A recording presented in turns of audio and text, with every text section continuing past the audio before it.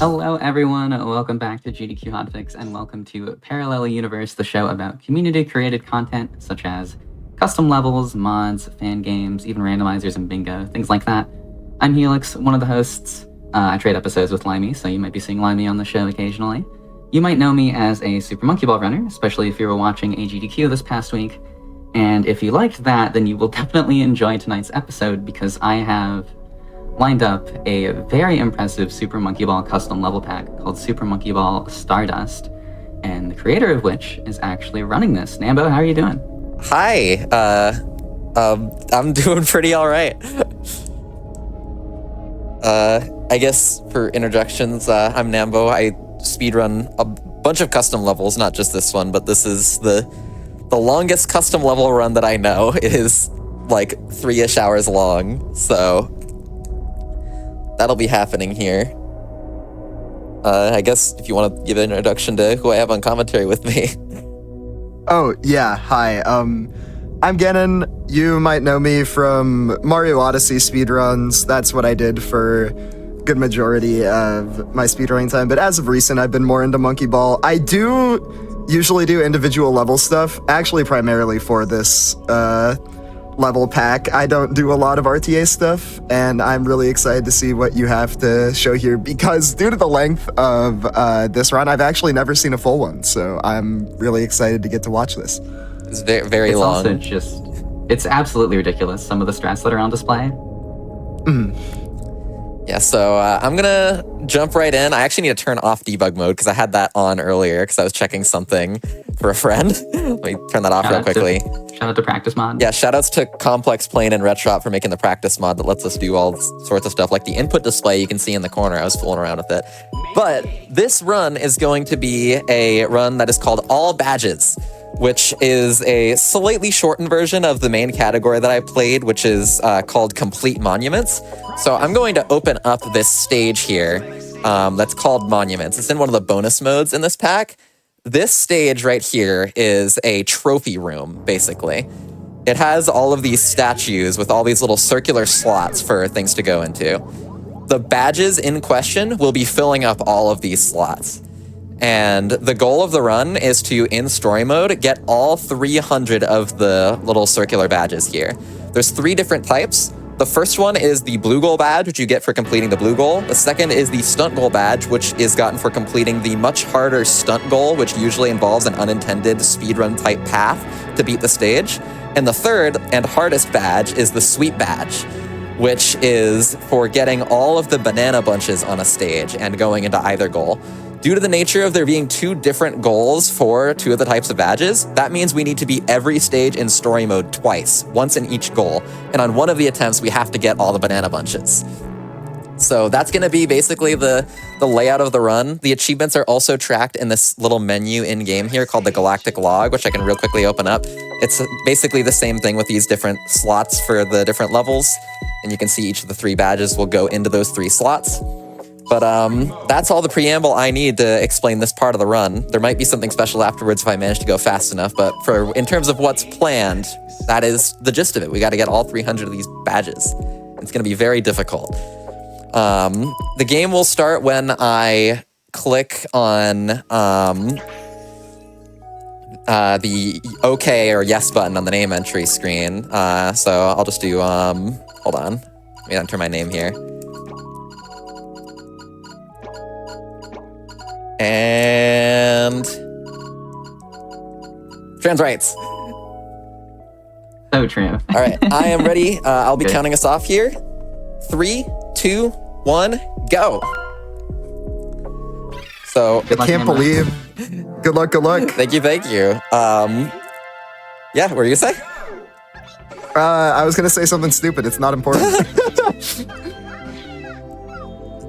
And that's not gonna work. I'm not used to playing this level first. See, I have talked about this before, but I feel like this is such a perfect introduction to stunt goals because it just kind of sneaks up on you if you haven't seen it before. It's just kind of attached to a random thing in a funny angle. Oh my god! There's a goal under there, and there's one of these on every stage. Just a Yeah. really awesomely placed goal that Nambo. Oh, I can't land the stunt goal strat. The strat is like not that hard. I am just like a little bit nervous. I will get out of it though. I have time. Yeah, Impression is genuinely like I had to place it in the at least when you're doing it fast, it's probably one of the harder stunt goals. It's definitely in the harder half of stunt goals in the game. It's not trivial at all. Bro. Oh, my gosh. Okay, that one was just the goal. That wasn't even your fault. That was, We're getting a very good introduction to the party ball right now. yeah. Yeah. The party ball wants Party- its time in the spotlight. Party ball is showing up strong here. Yeah, if you're familiar with original Monkey Ball speedruns, you know, Super Monkey Ball 1, 2, Deluxe, you'll know that this party ball is an absolute menace. That looks What good. am I nope, doing? The party ball. All right, well, I will get out of another this funk thing- once I exit this stage. I promise. Another thing that's really cool about the party ball on this level in particular. There we Nice. Okay, first achievement there is for getting one of the stunt goals. But yeah, the cool thing about the party ball on this level in particular, when you're getting the stunt goal, is that it just based on how you play the level beforehand, which you can't even really control, it'll either be like out and ready to grab you and push you into the goal, or it'll just be in and not be of any help whatsoever. So the goal can just decide to troll you essentially. So one of the first things you'll notice that doesn't show up in the base game, even on stage 1 here, are these giant banana bunches that have these like rings around them that kind of rotate around, these little comets. Those are called cosmic bunches, and they give extra bananas like compared to normal bunches. But the amount of bunches they give doesn't particularly matter for this run because we have to get every single goal in the game anyway. Okay, now we're getting introduced to the goal post as well as the party ball. Yeah, pretty stellar back-to-back introductions, but you know, this is a very nice. I was just gonna say this is a very easy level to mess up because the goal is moving and it's not a very normal animation either. It's kind of tilting back and forth and up and down. It's not the greatest. But you got out of there, so we take those. I said earlier that I don't normally start with impression. I'm very glad that I'm not starting with Showerhead because Showerhead 1-4 is by far the hardest stage in World 1, and I need to get these nerves out before I can play that stage because it might actually be one of the hardest stages in the entire run. I'd place it in the top like 15 hardest sweeps casually. I don't know if that's true about the run because, like I said, I haven't seen a lot of the sweep strats before, but yeah.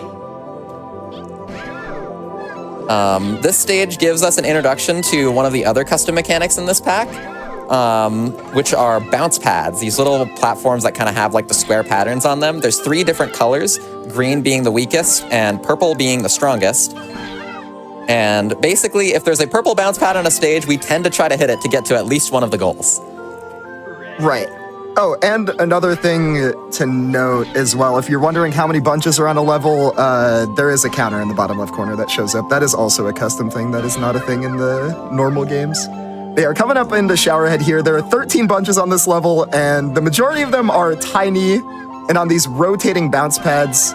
And the bunches are small enough to where you can hit the purple bounce pad and miss the bunch, which I hope I didn't just talk into existence, but you know, I guess we'll see. Surely not. Surely not. Surely not. This is looking like a good attempt thus far, though.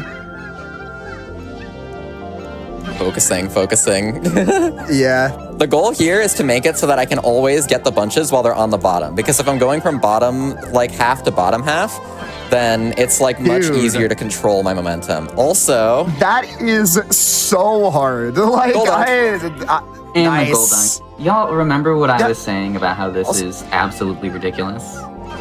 Yeah. Also, I'm pretty sure that beats the submitted score record on that level. I don't know if you've ever gotten like a better one than that, but that's probably blue gold score record. I should probably play that stage for score at some point, because I've definitely gotten faster IGTs than that. But that was basically a perfect attempt. This is the type of stuff you're in for today, for like the duration of this run, and honestly even more ridiculous than that. Oh, for sure. This is, this level is also, not the easiest sweep in the world. Yeah, so here we have the introduction to buttons, which normally, like, in these types of monkey ball runs, I don't get to, like, do these, like, you know, one-by-one introductions to all the different types of mechanics because they go a mile a minute. This run goes a mile a minute, but it lasts 3 hours, so, you know, we have plenty of time to just, like, slowly, that's not working. Yeah, the thing I was going to mention here, too, is in this level, you are supposed to choose one side each time as you go through the 3 sections, but you'll notice that every single one of them has a bunch on it, so you have to do some funny shenanigans to reach the sides that don't ever actually get connected to the level as well. Yeah, the red in order to get all the bunches on this level. The red basically throws you into the upper abyss, and so you'd get to choose essentially whether the upper space or the lower space is the red throw you into the Fallout plane stuff.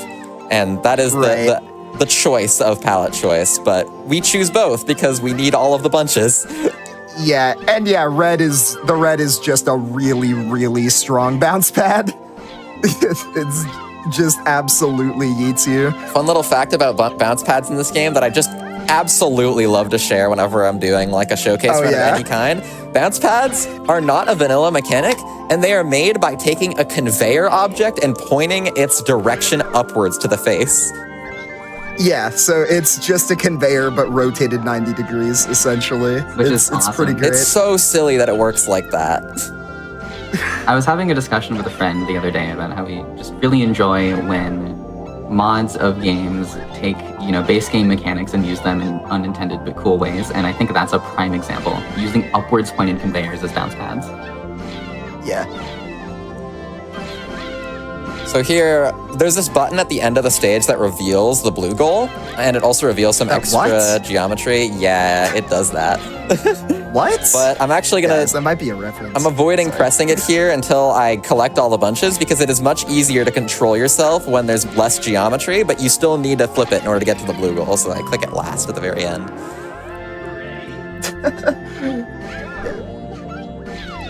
Just trying to keep everything in my head right now as well, because I have to remember to do both goals in every stage, so I have to keep mental tabs of did I actually remember to do that goal?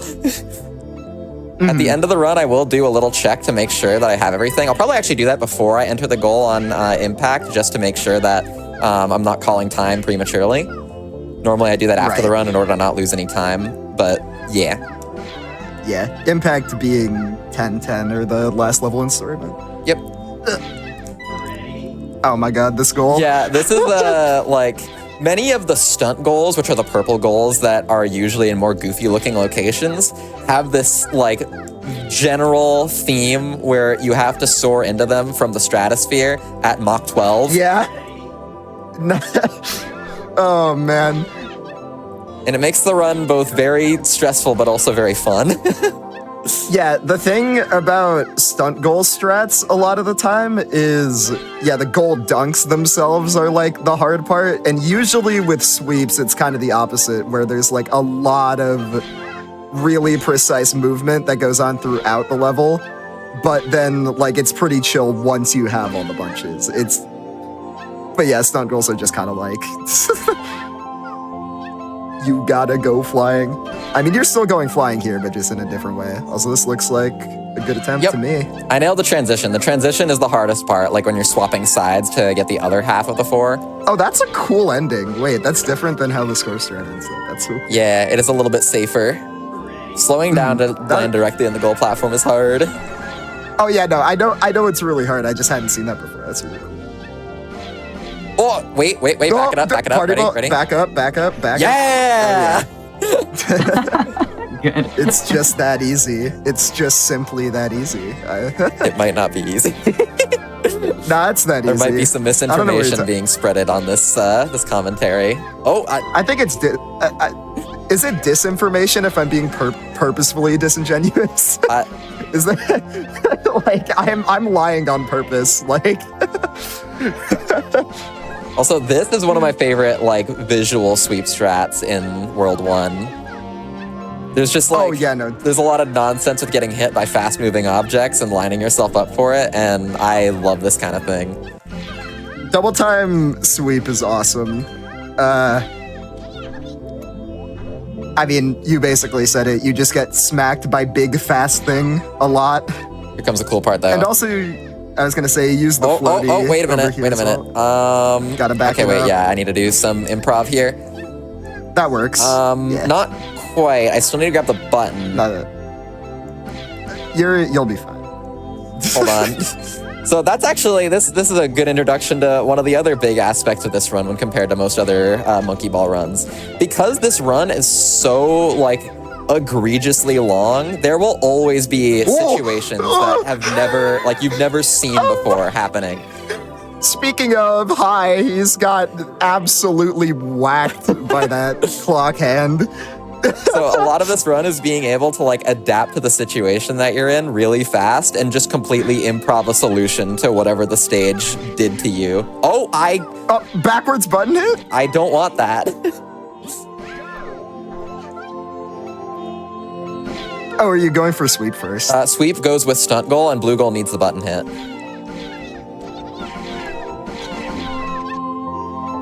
Well, you could have just dropped to blue goal. Oh yeah, wait. I was on stunt side. You can drop into the blue goal though. I didn't know. Like, Each day I learn some more. Also, yeah. Funny achievement. Didn't you make this level pack? Oh no. So this is the first introduction to the stage challenge achievements. I didn't mention it when I was on Monuments earlier, but one other thing that I'm going to be doing that is normally part of the complete Monuments run that I'm just kind of adding in here for fun. It's not technically a badge, but just adding in for fun is the 10 stage challenge achievements. There's one in each world, and it's usually beating a stage a specific way. The one in World 1 is to beat Klein Bottle while the bottle is upside down. So I'm completely ignoring the goal here so I can get sent upwards while it's flipping back over and then dunk. There we go. You can see the little orange badge in the corner shows up saying bottle flip, saying that I got the achievement, and there's going to be another one in World 2 when I get to 2-6. Yup. But that one will not be a bottle because that stage is not a bottle. Well, I mean, you know, a lot of things can be bottles if you just like open your mind though. I don't think liftoff would hold water very well. I mean, it could. There's bevels on the platforms. You could get some water in there. Yeah, I guess it's kind of a basin of sorts. Yeah, maybe not quite a bottle, but you know, it could store water if. Whoa, dumb. That's a thing. Thank you for cutting off my nonsensical ramblings. That's a goal dunk that I go for funsies, and like it's basically a bonus if I get it. Yeah, bonus like 4-second time save. Pretty specific setup here to get the height, and barely enough. Nice. Very nice. Hooray! There's another achievement there for getting all the stunt goals in one of the worlds. Is that gonna work? Yes, it is. Okay. Yeah, and this is the level with the most bunches in World 1. There are 17 whole banana bunches on this level. Yeah, and a lot of them are big bunches, but there's also a lot of small ones too. This is one of the levels that kind of mixes the two together. A lot of levels will just have one or the other as like a primary type, but this level has a bit of both. Yeah, there's 9 big bunches and 8 small ones, so very evenly split. I almost missed that. And this is one of the levels where a lot of like backup knowledge comes into play, because if you end up missing a bunch here, contrary to what you would do on many other Monkey Ball speedruns, where if you mess up the strat, you usually just retry immediately, when you have like 60 plus seconds on the line from the attempt that you're already on and you didn't die but you missed a bunch, then it's very useful to know like ways of backing up bunches and getting things that you didn't already get. But there's so many strats and so many bunches that like it's impossible to know absolutely everything. And that's where the improv comes in. So there's this very like very fun dimension of the run that is just like backup knowledge and being able to invent backups on the fly if you don't already have the knowledge of specific backups.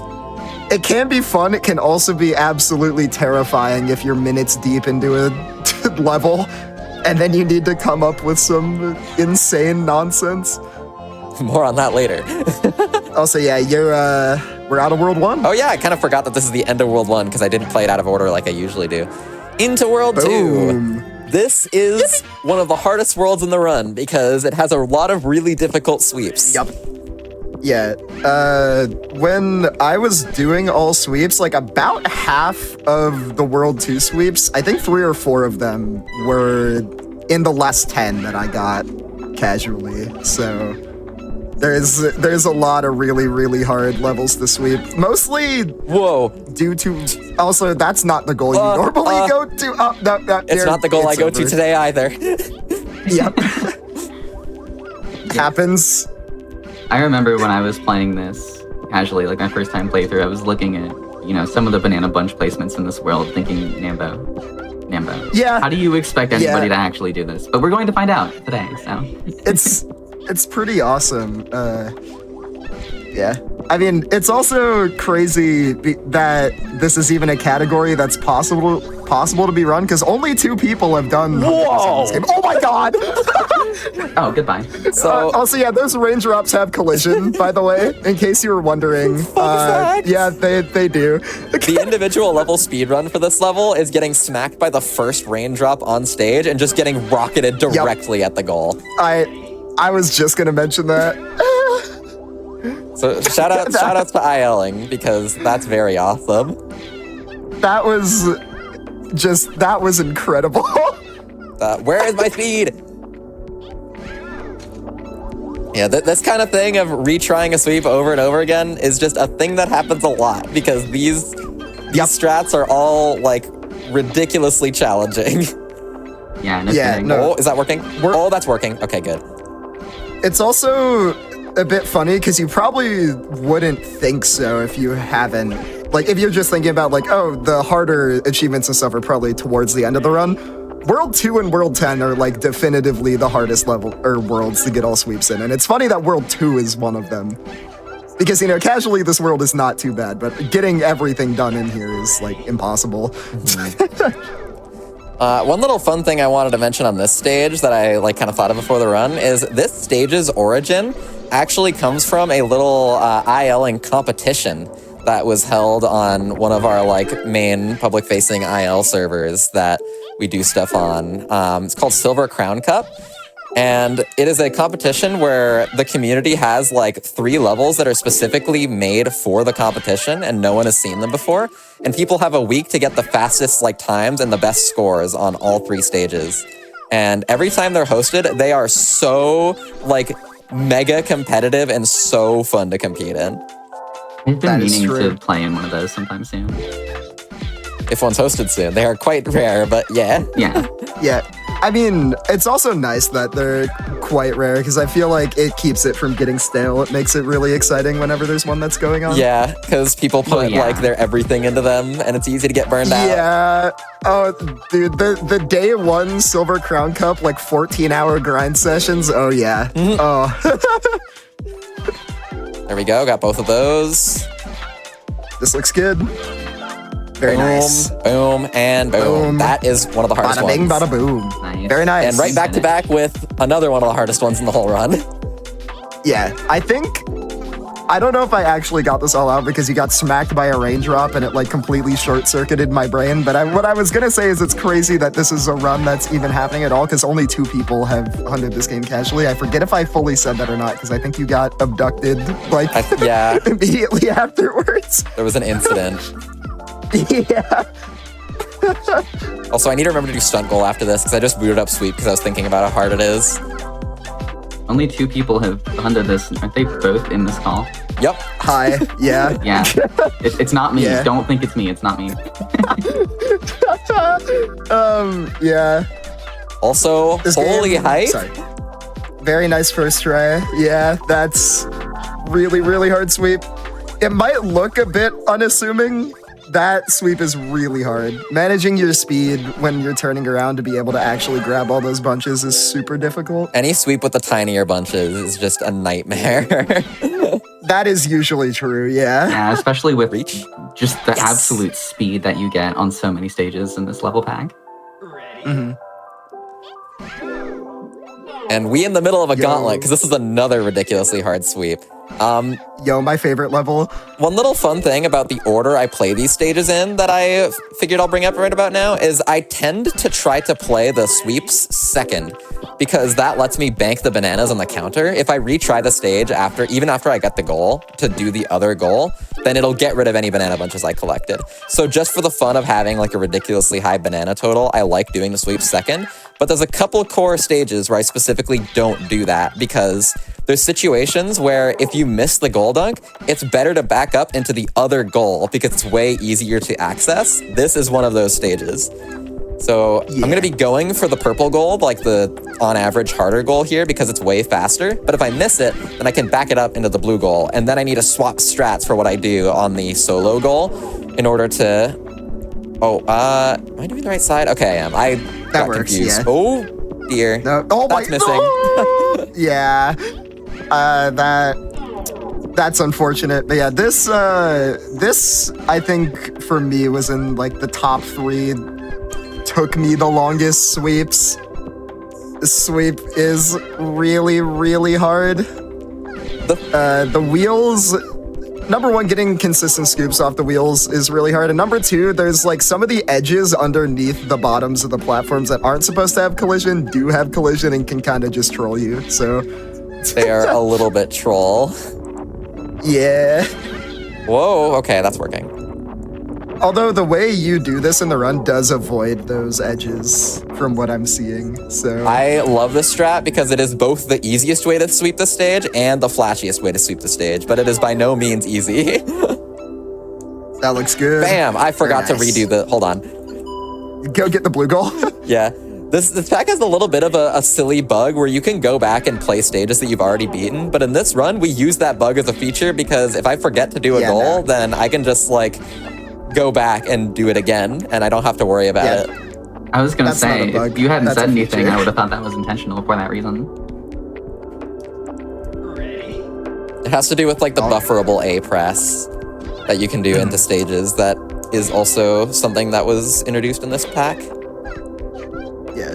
This, luckily, in terms of, like, I don't know if this is true for the actual sweep strat, but in terms of, like, casual sweep difficulty, this is a bit of a step down from the last 3 levels that have been played. I would agree for the speedrun strat as well. Of course, now that I said that, I have, invited a curse upon myself. But we're chill with curses. Like, that's fine. Yeah, you know, cursing is, like, low-key chill. Well, Not like that. You know- Not like that. yeah, Okay. Is that reaching? Yes, it is reaching. Oh, wait. Is it? Oh! This is weird. This looks weird. No, it's No, fine. you're good, you're good. Oh, I'm yeah. low on speed. What? No, Hold on. Can I back up blue? Dang it, I can't back up blue. I think there, if you would have tried to, if you had like gotten a scoop on the starting platform, you probably could have lived, but that's the kind of thing where it's like, that's easy for me to say. It's so much harder when you're actually playing the game. While you're working on this, Yeah. I do want to mention that we have a hotfix shirt. If you go to the yeti.com/GDQ, you can check out the 2024 GDQ Hotfix Season 4 shirt. Highly recommend. Go check it out. I'll have to go check that out. I haven't seen the design. I assume it's sick. If it's anything like the shirt I got last SGDQ I went to, it's gonna be sick. Also, The bam! GDQ shirts were so good, too. And now we're back into some of the GG. really difficult stuff again. Yeah, this level not only has a really hard sweep, but it also has one of the stage challenge achievements that were mentioned earlier. This is the level in World 2 with the stage challenge achievement, and the achievement is to fly up above the highest cloud floaties on the level, so you can kind of see them in the background right now. Those super, super high up there clouds. You have to get above those for the achievement to trigger, so... And since the stunt goal is up there, and you need speed for both the bunches and the stunt goal, the route here for optimal speed is to couple the bunch sweep, the stunt goal, and the achievement all into one attempt. And that makes this immensely difficult. Also, that rising blue into purple bunch grab was sweet. That was awesome. I haven't seen that before. It is Also, this looks good. very tricky. All right, mile per hour Q, 320. That's going to need a slight neutral flick. More than that. That should be good. You're good. That works. Perfect. Oh, yeah. Boom. There we go. That feels so good to get out of the way. I'm not going to try to dunk this goal. That's too risky. Also, yeah, that strat there gets stunt goal, sweep, and achievement. It's kind of crazy. My jaw Gets just hit the floor. Oh my gosh. And this is another really difficult one. This is the last, like, super crazy one in this world, but there's still fun stuff. I was going to say, this was the last sweep I got in World 2. And as mentioned before, World 2 has a ton of really hard sweeps. So yeah, this one, I have seen the speedrun strat for this one. This is one of my favorite strats. Probably the favorite strat that I have seen. So basically, y'all are in for a treat here. This level's awesome. Collecting those little dudes at the bottom, kind of doing a little bit of lawn mowing there to grab all of them. And then we have to get speed for this upper layer. That's not good, but I didn't die.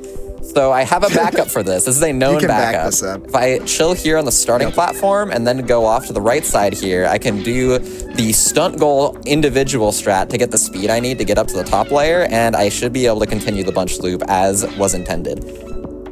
Yep. Go here, boom, boom, boom, boom. That looked works. weird, but it should be good. Yeah, you're good. Is that reaching? Oh, that doesn't reach. Hold on. Hold on. Okay, just gotta do the same thing. There's something here. I didn't mean to hit the bottom of the platform there. Okay, we're chilling. Just do it again. It is much faster to do that than to fully retry the level, because I already spent all that time getting those 4 bunches. Yeah, for sure. Here we go. Boom, boom. That also doesn't reach. Hold on, we'll figure this out. I should actually, hold on. If I just bounce here and then go, that should work, right? Nope, okay. I got an extra hit that I didn't want. All right, back to the plan. I was gonna say, like, luckily the timer on this level is very large. I will say it doesn't feel very large if you're trying to get the sweep casually, but when you have a strat, it's quite forgiving. Oh, I'm stuck behind it. No. Okay, whatever. It's fine. That's all right. Get to do a little bit of lawn mowing once again. This is another stage where I'm purposely doing the sweep strat first, even though that doesn't let me bank the bananas on the banana counter, just because if I end up missing the stunt goal, it's really convenient to back up blue goal here. Yeah, and I mean, also, this is definitely the kind of thing you want to get out of the way first. Just in general, this sweep is really, really hard. Yep, all right, that's a good setup there. Didn't get too much speed that time, like I did the first time. That looks good. Boom, boom. Boom, boom. Okay, that normal. actually looks, I was gonna say, that looks like what it's supposed to Boom, look that like. definitely reaches the blue. All right, we are now into the movement loop. There we so go. There's 16 bunches up on the top layer here, and I'm gonna be trying to get them in pairs. Boom, boom, or at least for the first 4, or the first 8, sorry. There's 4 movement loops to get 8 bunches. Boom, boom. You have to enter these hits at like specific angles in order to get them to give you the types of angle you want out of the hit. And now we transition to the top layer, which is much less nerve-wracking for me because I just kind of have to do these single hits. Doing 2 hits in a row is just much harder on average than doing like a single hit and then having time in the air. Like, you have a lot more control in the air than it feels like when you first start playing this game, just because of like, you're literally tilting the direction of gravity. And so it's like, when you have longer stretches of time in the air to like angle yourself towards something, it's much easier to get your bearings. Also, oh, exactly what I was talking about earlier. Just chill. Yup. We're gonna hop into the blue goal. Very nice. All right. Still an absolute masterclass in air movement. That is not easy at all. Also, yeah, you were talking about like that top layer movement being a lot less stressful.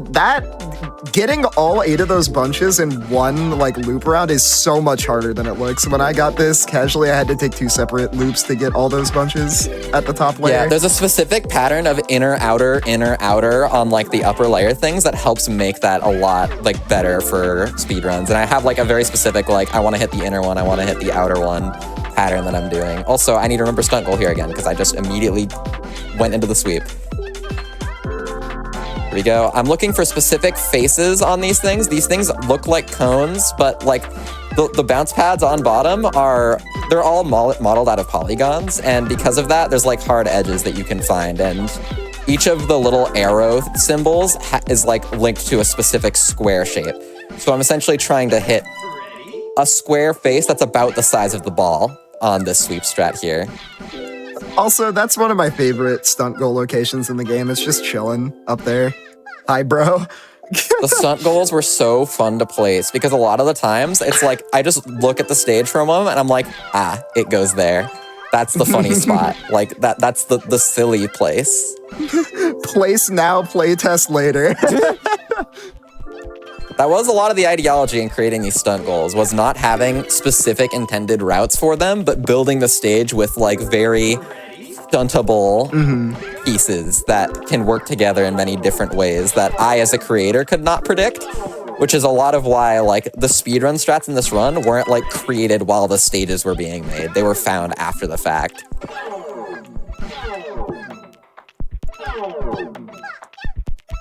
We're gonna get to see that wormhole movement twice because it's useful to get to the stunt goal and useful to get to the bunches. That pitfall stunt goal strat is so sweet. Like you need such a good understanding of how air movement in this game works to be able to do that strat. That strat is so much harder than it looks, and then you just kind of did it again to start the sweep movement. The sweep path has like, there's like an intended way to get to the sweep path from behind, or at least the bunch path from behind, but there's 2 extra bunches that are chilling on the normal blue goal path. And so I do that movement at the beginning to get those straggler bunches that are chilling on the blue goal path, and then I just do the intended movement for the cloud shade like colored platforms, which are harder than the base stage. Which brings me to another point that I figured I'd mention. This run is nowhere near representative of like the casual difficulty of this pack. Casually, this pack is much more chill and not this intimidating, I promise. Yeah, casual hundo is also, I will say, I found it really, really fun to work towards. And it's also the kind of thing where, you know, you can just like pick and choose what bonus objectives you want to go for. Like if you find certain things really fun to do, then you can get them as you go. So it's just like, it's really cool that there's a monkey ball hack out there that has this much stuff to do. You know what I mean? Like you can kind of just pick and choose bonus things to do on each level and whatnot. Oh, absolutely. You can easily pour hundreds of hours, if not thousands, into this. Oh. Speedrunning it and going for these badges, it's a lot of fun. I missed the final bunch. Yeah. It's also very fulfilling when you get any of these. Oh, for sure. Yeah. No, the feeling of landing one of the harder stunt goals or sweeps is absolutely insane. I have to give a specific shout outs in that regard to the Bomb Squad and Retrop and Eucalyptus, who all helped code like the custom menus for this fan game, because like the little like badge icon appearing and getting to have it show up on the monument stage and having a menu for it and everything adds so much to that feeling of fulfillment that I could not have done on my own, like coding wise. And like, my heart goes out so much, like so much thanks to them for all that. And we're done World 2. Boom. That is genuinely one of the hardest worlds in the run done. So that is good to have that done now, you know? Keep reaching over for And that was split honestly key. like a really, really solid World 2 overall. Yeah. Genuinely. I didn't have any meltdowns, and that's all that matters here. Yeah. Even the panpipes mishap was literally, that was just 1 death. So, like, we so take those. Here the bunches are floating, but they move around so that they're always floating over the half of the stage that's broken. So you have to kind of swerve around in the air in order to collect the bunches. Yup. This is probably one of the hardest sweeps in World 3. Ooh. I don't know if that's true in the speedrun, but it's actually pretty chill in the speedrun. That's fair. This was like probably the hardest sweep in World 3 for me casually. Yeah, like improving this sweep is ridiculously difficult. It's just there happens to be a really nice cycle lineup for getting the bunches like kind of in a cascading down the level route. Right. Yeah. When I was playing through this casually, there was a lot less like actual routes that existed. It was kind of more so just throw yourself at it till it works, lol. Yup. And I mean, which I did still find very fun and entertaining, because I mean, like, you can just watch Monkey go wee and get excitement out of, and entertainment out of that. There is fun in finding your own routes, in my opinion, in this game. And I mean, if that's that not is your also thing, true. Routes exist for basically everything now. But if that is your thing, then you can go do that and have a good time with it, hopefully. Yup. There we go, some floating bunches in that wormhole. That wormhole links to itself, so it just shoots you in the air if you go back into it. So use that to collect those banana bunches. Out of there. We take those. And there's a level coming up that I think deserves at least a little bit of pre-talking about. Because this is a sphere game where you play as Sphere, rolling Sphere on top of Sphere is something that is very, very difficult, or rolling Sphere on top of Cylinder or any other round object. So on average, like the stages with round objects tend to be like a lot of the hardest to control because a slight variation in your positioning can mean a very high deviation in like the trajectory you get out of the hit.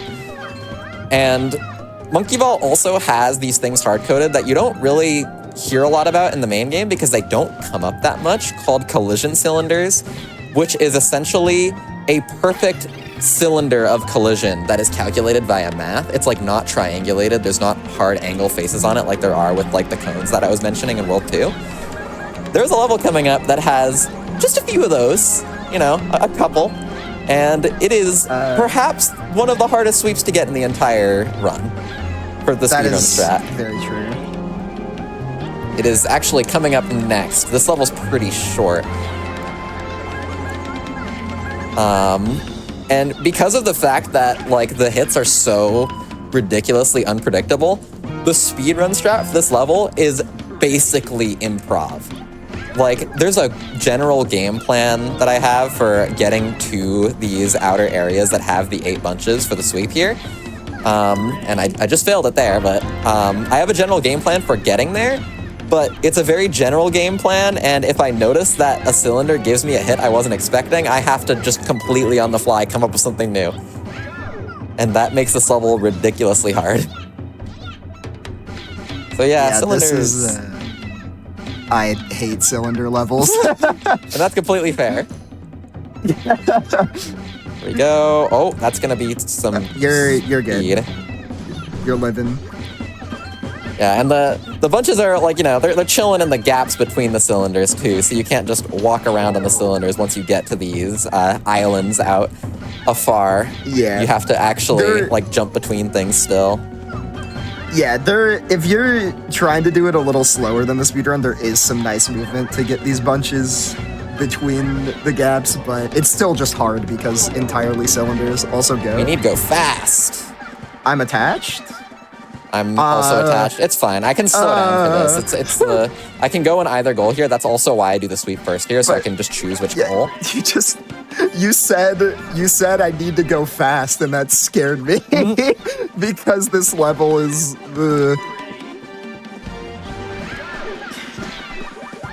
Yeah, and a very similar thing to the stunt goal, although it's much slower, or not much slower, much less time. That's so actually faster.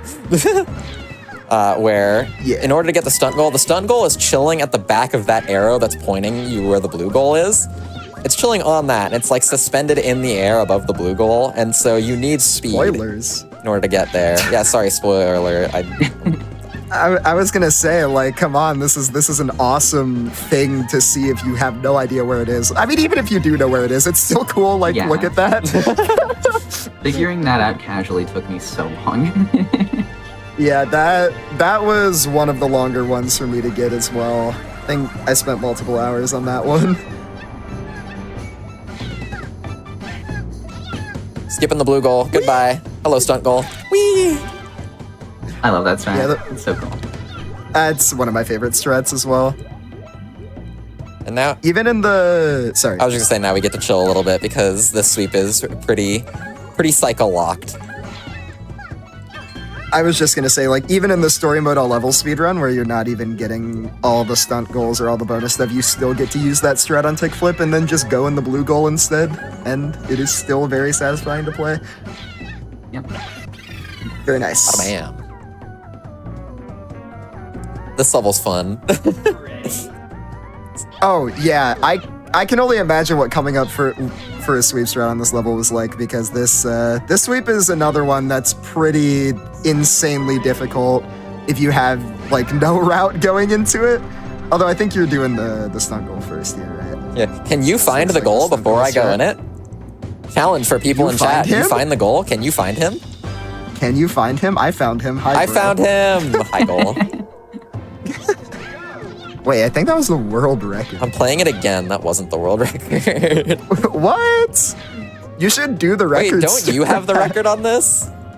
No. You had the record on this, though. No, not the purple goal. Oh, you had it on blue goal.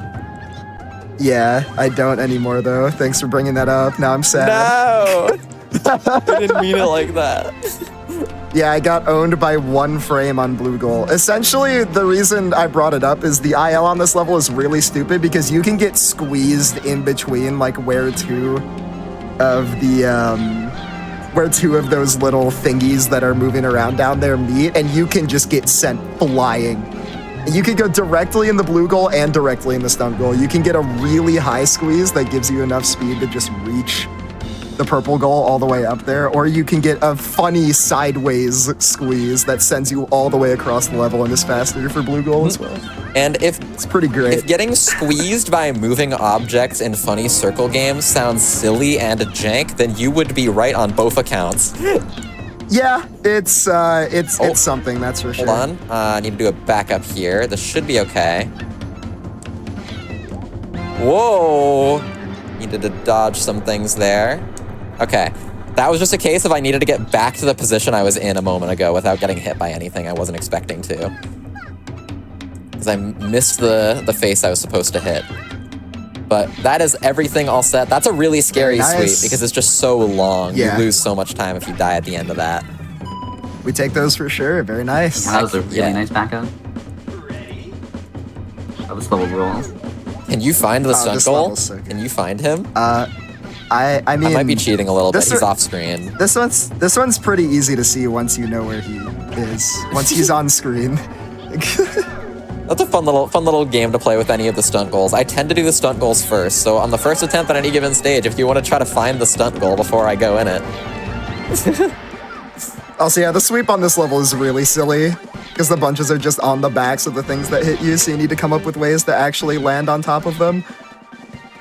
So I ended up a little bit off route here, but that's fine, because now I can just get them more in a more Yeah.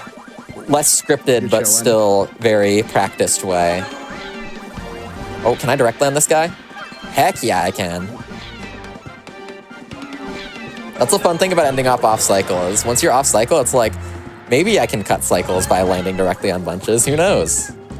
Can't do that there. 8.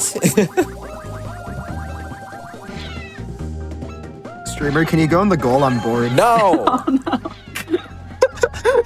Sorry. So rude. There we go. There's a goal for you. Happy? I'm happy now, thank you. Let's go.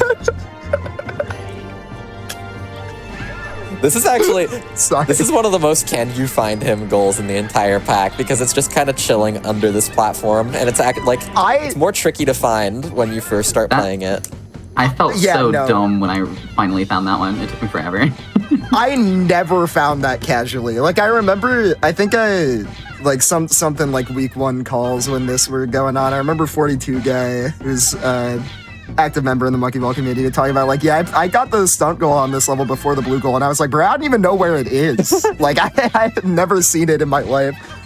Once you know where it is easier to reach than the blue goal, at least for speed. That is true. It is also faster, so it's nice. Heck yeah. Also, we are on our next stage challenge achievement. This is one of the only yeah. stage challenge achievements that's actually like easier than the alternative strat on the stage. Yeah. So, you might be wondering why this level is called Detonation, and we will not be answering that for now, because we are not blowing the thing up. There's this big What am I- bomb switch inside of the wait, dunk land it? land the dunk. That's not landing. Oh. Hold on. Oh, that's not reaching.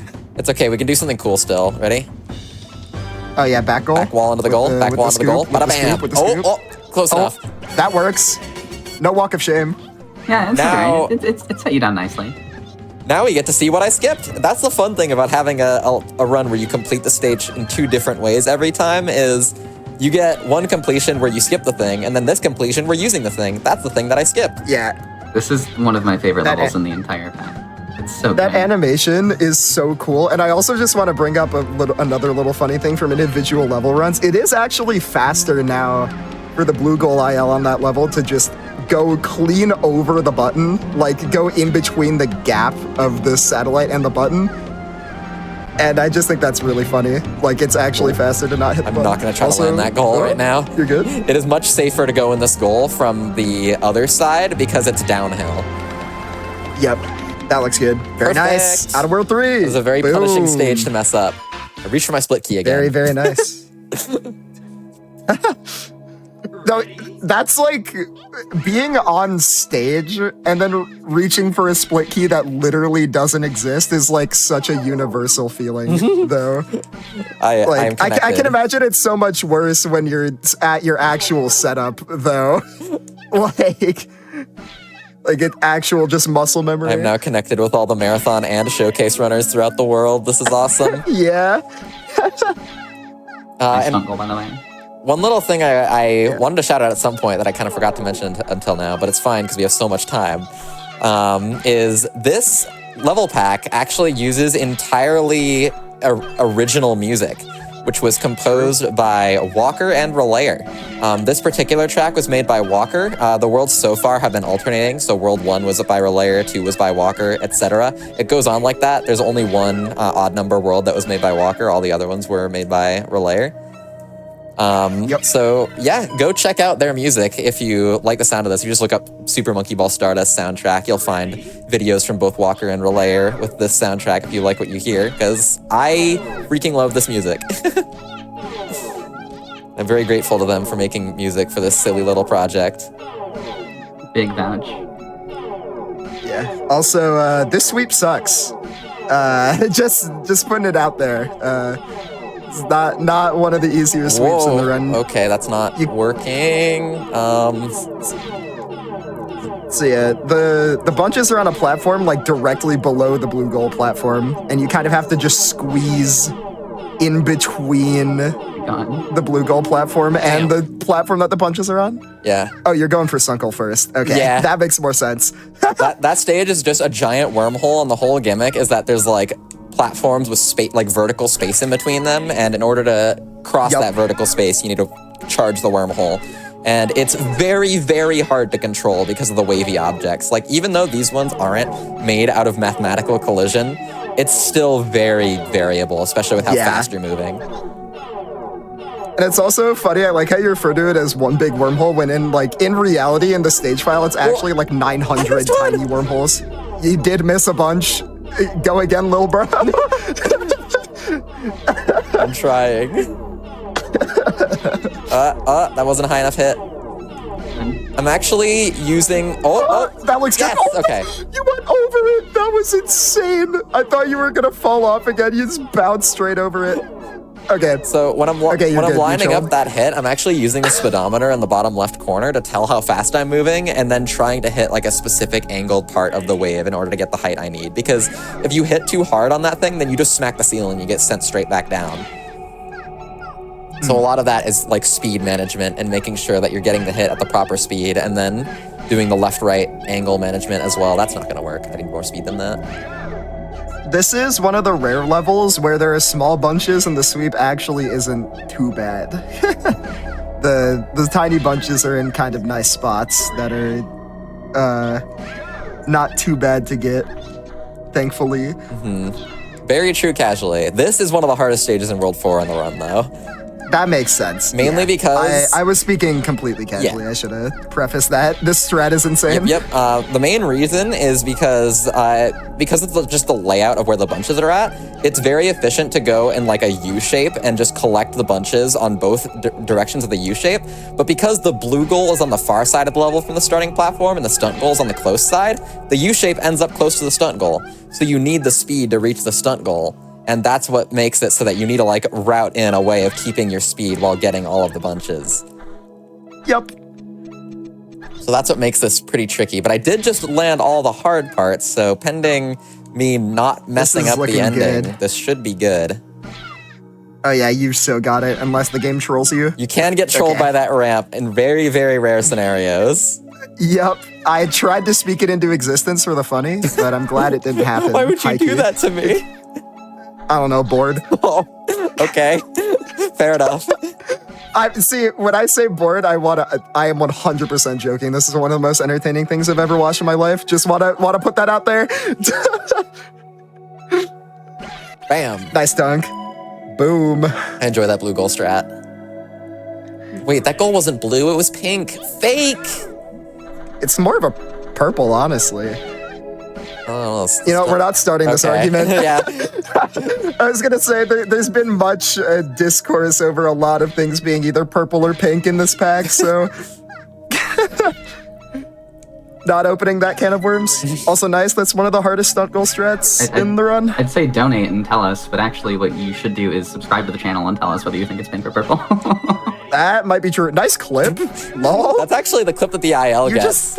I was gonna say you just got the stunt goal IL clip to set up. That was I haven't awesome. practiced the stunt goal IL though. I'm just practicing the RTA strats. And you already got the stunt goal anyways, so it was just like lol. Also true. Although to be fair, that clip would be faster in score. It's just the score strat is so long that there's bigger fish to fry in terms of saving time.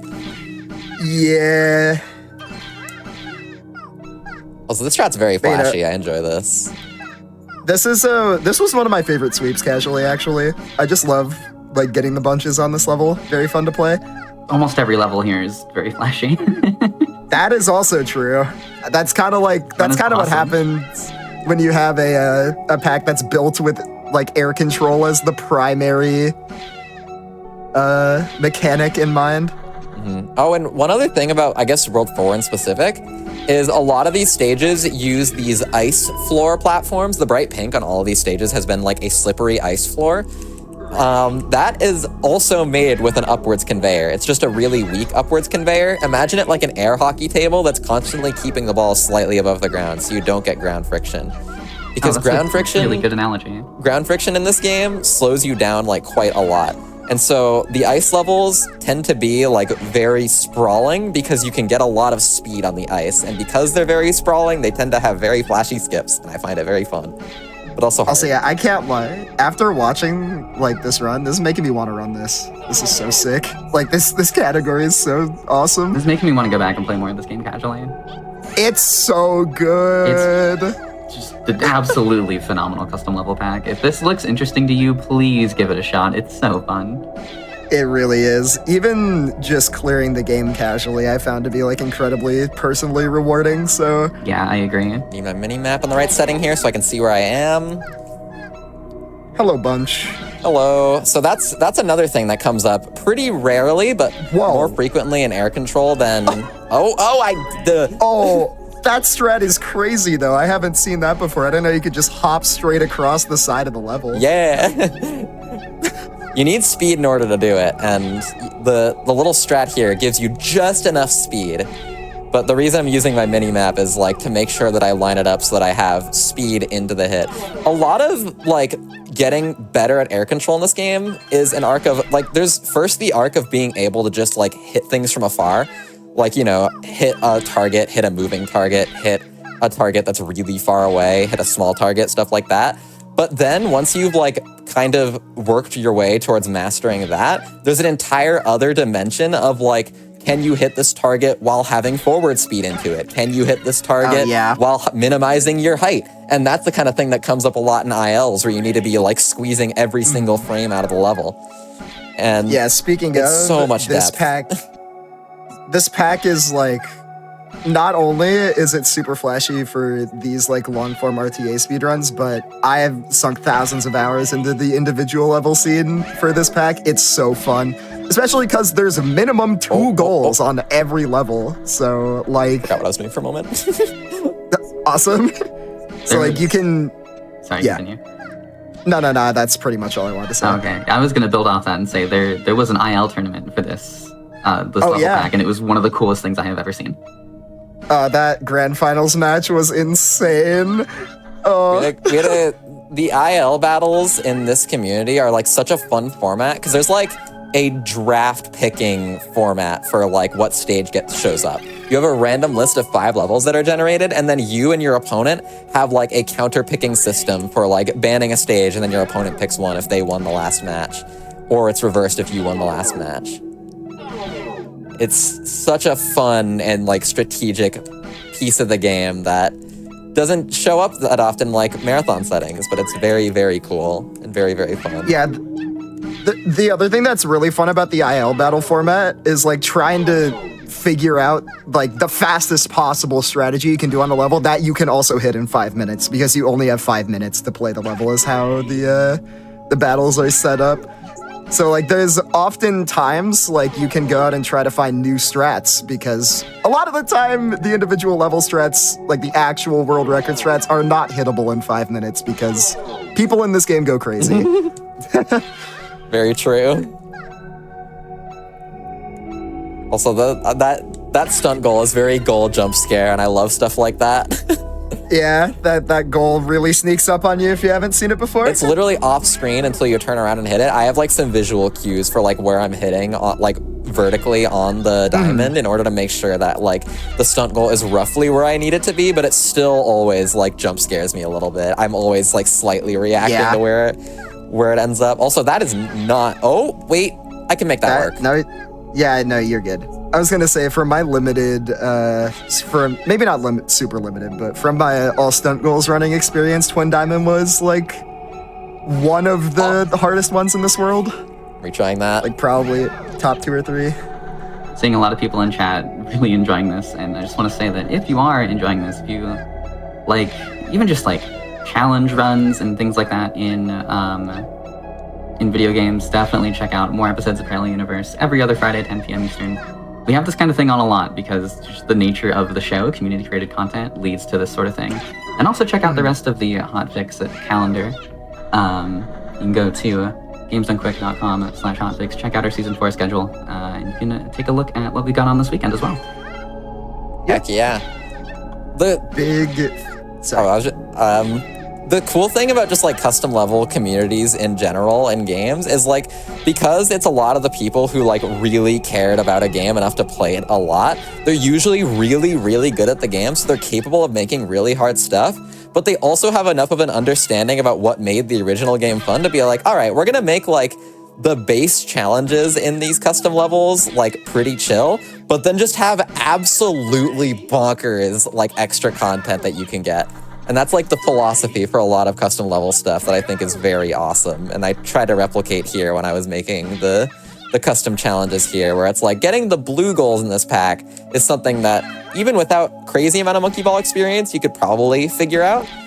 But like going in and then like working your way towards the stunt goals and the sweeps eventually is a very, very like high skill ceiling task. Yup. You pretty much nailed all that. I got nothing to add to that. Yeah, that was really well said. I almost messed that up. But yeah, it's the kind of thing where I, as someone who has a lot of monkey ball experience prior to playing this, if you just want like a general scale of like how insane of a ramp up of difficulty you can get from the blue goals, I completed this pack casually on day 1. I got all the stunt goals about 5 days after the pack came out, and then all sweeps was like 3 months. So, you know, it's the fact that this is able to be speedrun at all is insane. I just want to keep bringing that up. Like, you make it seem so chill when you're just kind of like going through the motions because you've done it so many times, but it's just like this is absolutely ridiculous.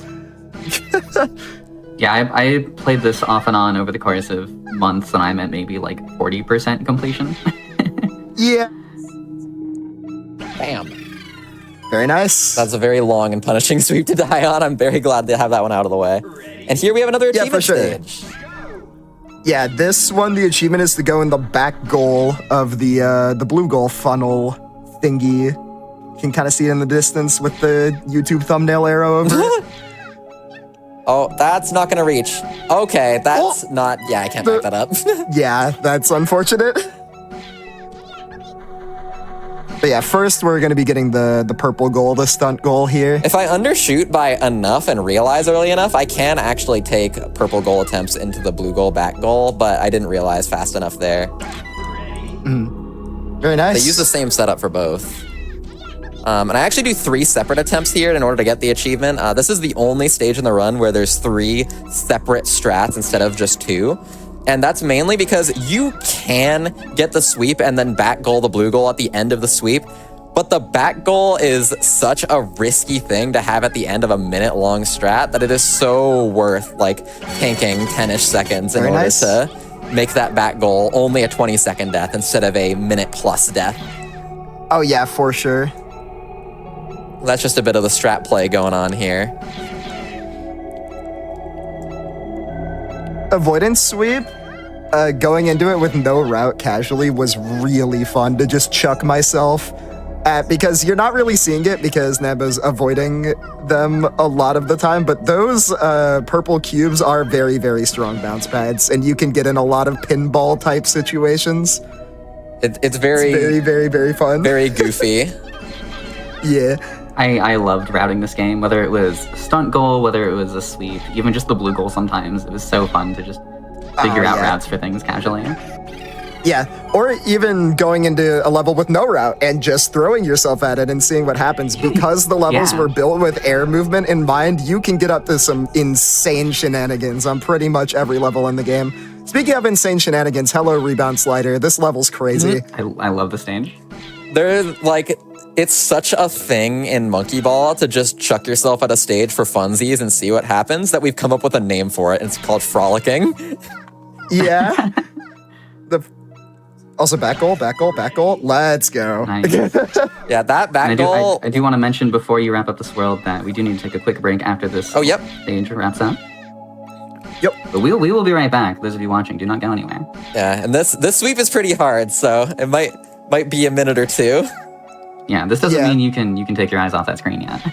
I mean, the sweep is literally over a minute, so a minute or two is not an exaggeration. That is just how long this takes, because these bunches are kind of crazy. Yep. So there's a little portal on the back of the arrow pointing at the blue goal that sends you back up to the top of the stage. And there's 6 bunches scattered throughout the stage, and they're set up in a way where you need to enter the wormhole at least twice. Typically, when you're doing it casually, it's like you can do it like 3 or 4 or 5 or 6 times even to just get whatever amount of bunches you need, and the timer is lenient enough to do it. But if you have a specific movement route planned like this, which is pretty difficult, then you can... Oh my god, I barely hit that. Oh, I can't believe that worked. Was absurd. You could barely get all 6 bunches in only 2 cycles. Yeah, I think I took 4 cycles when I did this casually. 4 or 5 even. Oh, this looks good. Yep. And there's another little thing here where we're not going to directly dunk the goal just because goals from really far away can be a little bit far off. Yeah, also, if we want to pause time here, right, because I'm at the beginning of level 5, I'm ready for break time. Yeah, we're going to take a quick break. This is a perfect opportunity for you all to get some water, stretch your legs, etc. That's definitely what I'm going to go do. We will see you all back here in just a few minutes. I know you've been enjoying this run, so do not go anywhere.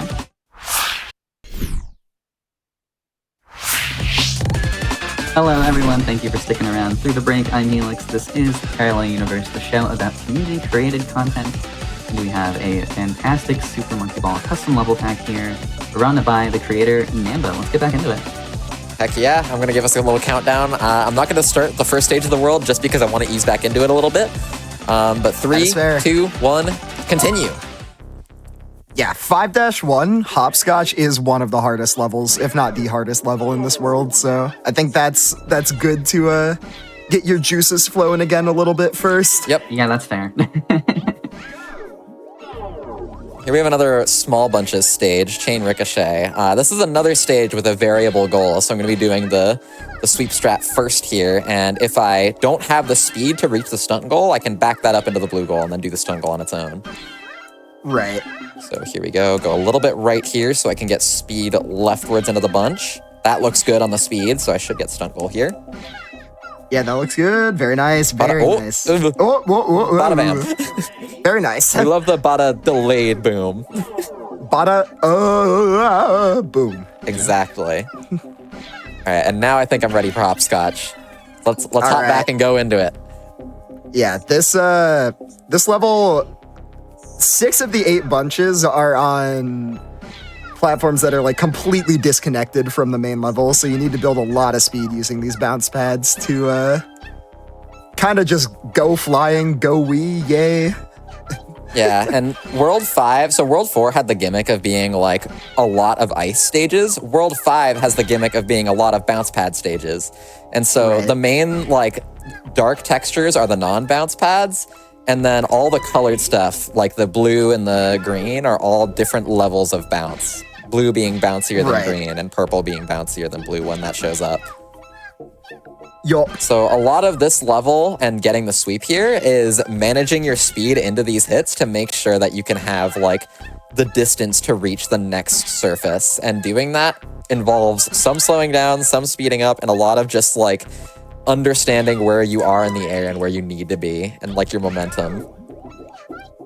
Yeah, this is all of these bounce pad hits, you have to be really, really conscious of your angle and your speed coming into them in order to get the exact right hit that you want, which is like why I was describing this as one of the hardest, if not the hardest level in this world. So yeah, it showcases a lot of difficulty that is very different from what you see in like a typical Monkey Ball, like especially in like Monkey Ball 1, where that has its own type of difficulty where it's a lot of like precision and being able to like stay balanced on a thin wire, which is ridiculously impressive in its own right.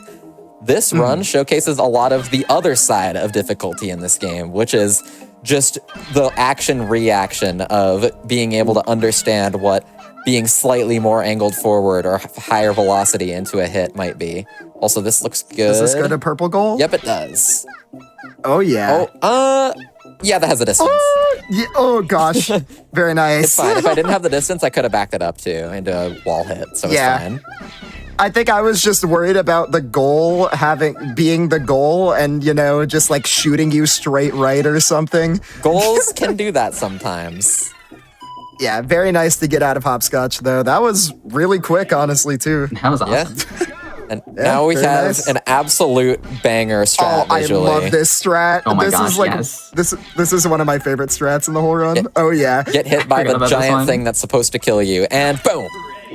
Nice. It's dunk. also that was awesome. Yeah, that dunk is really scary as well because you don't really see the goal until a lot of the time it's too late for you to make any serious adjustment towards the goal. So you kind of just have to know like how high you are, where the goal is, and do a lot of that adjustment before you can even see where the goal is. Exactly.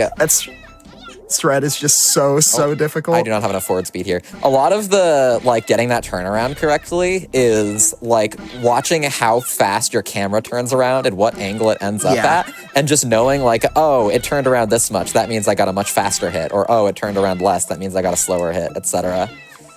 Yep. Also, yeah, now we just get to ring around the rosy with wrecking balls, hang out with my friends. Whee! These bunches are like about as close as you can get to the wrecking balls without actually getting hit by them. Yeah. They are a bit scary. And just by sheer luck, like this wasn't even a thing that the level was like specifically made with in mind. By sheer luck of how fast these wrecking balls are moving, you actually can't gain on them in a significant way. Like if any amount of distance you gain on them will shortly be lost on the next, like on the outward swing of your motion. And so you very much need to be like caught up with the bunch as you're approaching it. But that is very good to get out of the way. Holy heck. We take those. Ready? I'm actually going to do the sweep first here, even though I normally don't do that, so I can showcase how the stage is supposed to work. That is probably a good idea. So this stage is similar to some Minecraft mini games that you may have played. Those aren't the right buttons. I'm gonna see if I can make this work.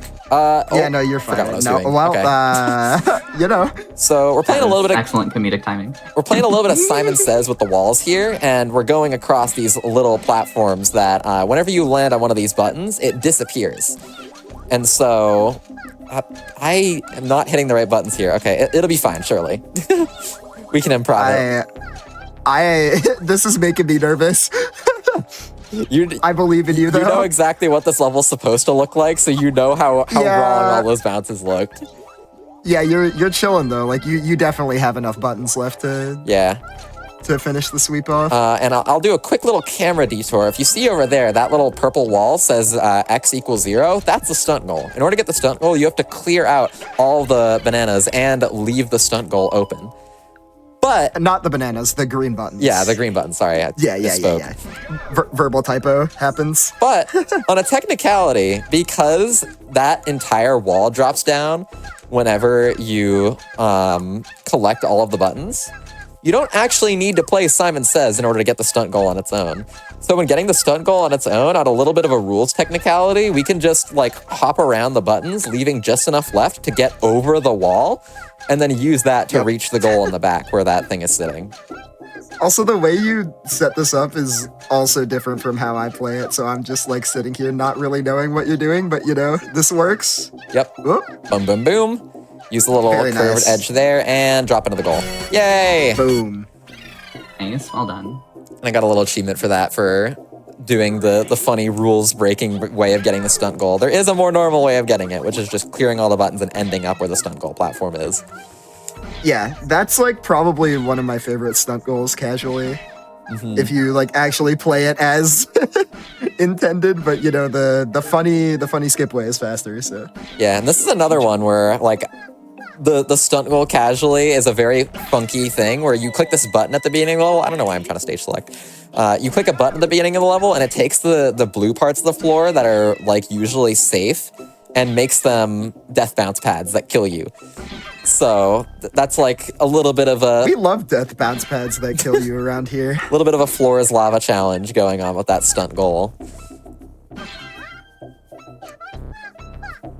A bit of a theme of this run is that a lot of the sweeps will be gotten in the blue goal just because it's the easiest goal to back out of.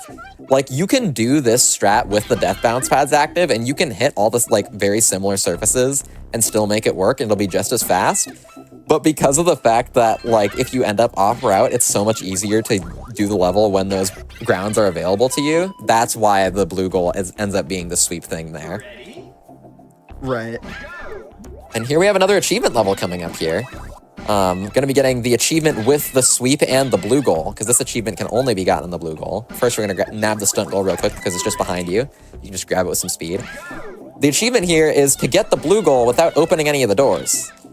The doors are blocking your path, so gonna be using a bunch of funky nonsense to get around them, and we need all the munches while we're at it, because I also want to get the sweep in one attempt.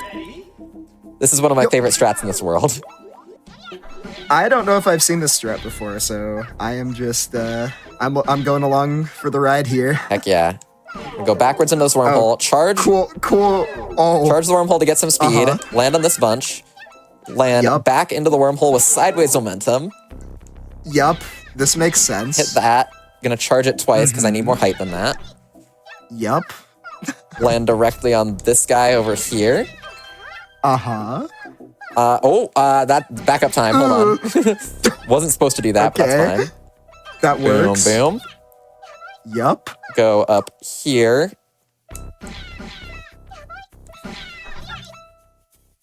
And then I have a little bit of a setup here. I'm gonna flatten myself on the platform. Boom. Bounce pad. Boom. Rockets me this is into gonna be a sweet. side of the stage Oh, yeah. so that I can get some height and skip over the last door. That's so sick.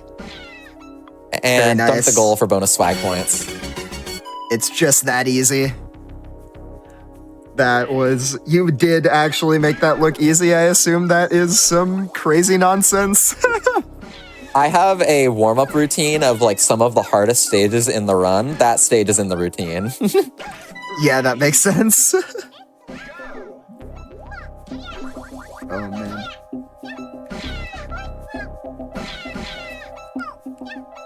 Yeah, there's a little bit of a... There's some stage types that kind of like show up multiple times where it's not like the stage isn't duplicated or anything, but it's like there's a lot of themes between stages that start showing up more in the later worlds. Specifically, that is a funny death. Specifically, these stages that have like a giant death object that's usually moving very fast. This one being drills. We had wrecking balls earlier, and like there was also sweepers, which is kind of a similar idea. There's gonna be a lot of those showing up later with different types of deadly objects. Speaking of You go around again. Well, I guess not speaking of what you're talking about right now, but the individual level strat on this level is incredibly funny for both goals. Yeah, usually if there's a funny death object that moves really fast, the individual level will opt to smack the funny death object and just get absolutely rocketed into the goal. And contrary, or I guess opposite to what happened on Gridlock, I do actually have the record on this level. Yay! Both goals, right? Yeah, both goals. So cool. Very nice. Yeah, individual levels are tracked for both goals separately, for both time and score, which is, there's a lot of individual boards to compete on, especially in a pack with 2 goals in every stage. Yeah, there is actually a level with 3 goals as well. There's a funny bonus goal on one of the levels, but I don't think you actually get that in this run, so you'll have to find that yourself. Exactly. That'll be the can you find him for the audience. Well, that's a little funny. I undershot the goal and was able to use the lip of the platform to just chill. Good game design alert. That doesn't... Oh, did I click that? Oh, I clicked that. Okay. You did, yeah. So the whole gimmick of this level is these buttons that kind of bring the molecules closer together. And we're doing that in order to access these outermost molecules that have the bunches on them. Right. Also, I didn't talk about this on Spleef, but buttons that also act as bounce pads are also not a vanilla mechanic, and that is something that's introduced here in World 5. So... Yeah, that shows up only a few times, but all the times it shows up are very wacky. Oh, am I okay? Okay, I'm okay. Yeah, you're good. Everything's fine. Oh.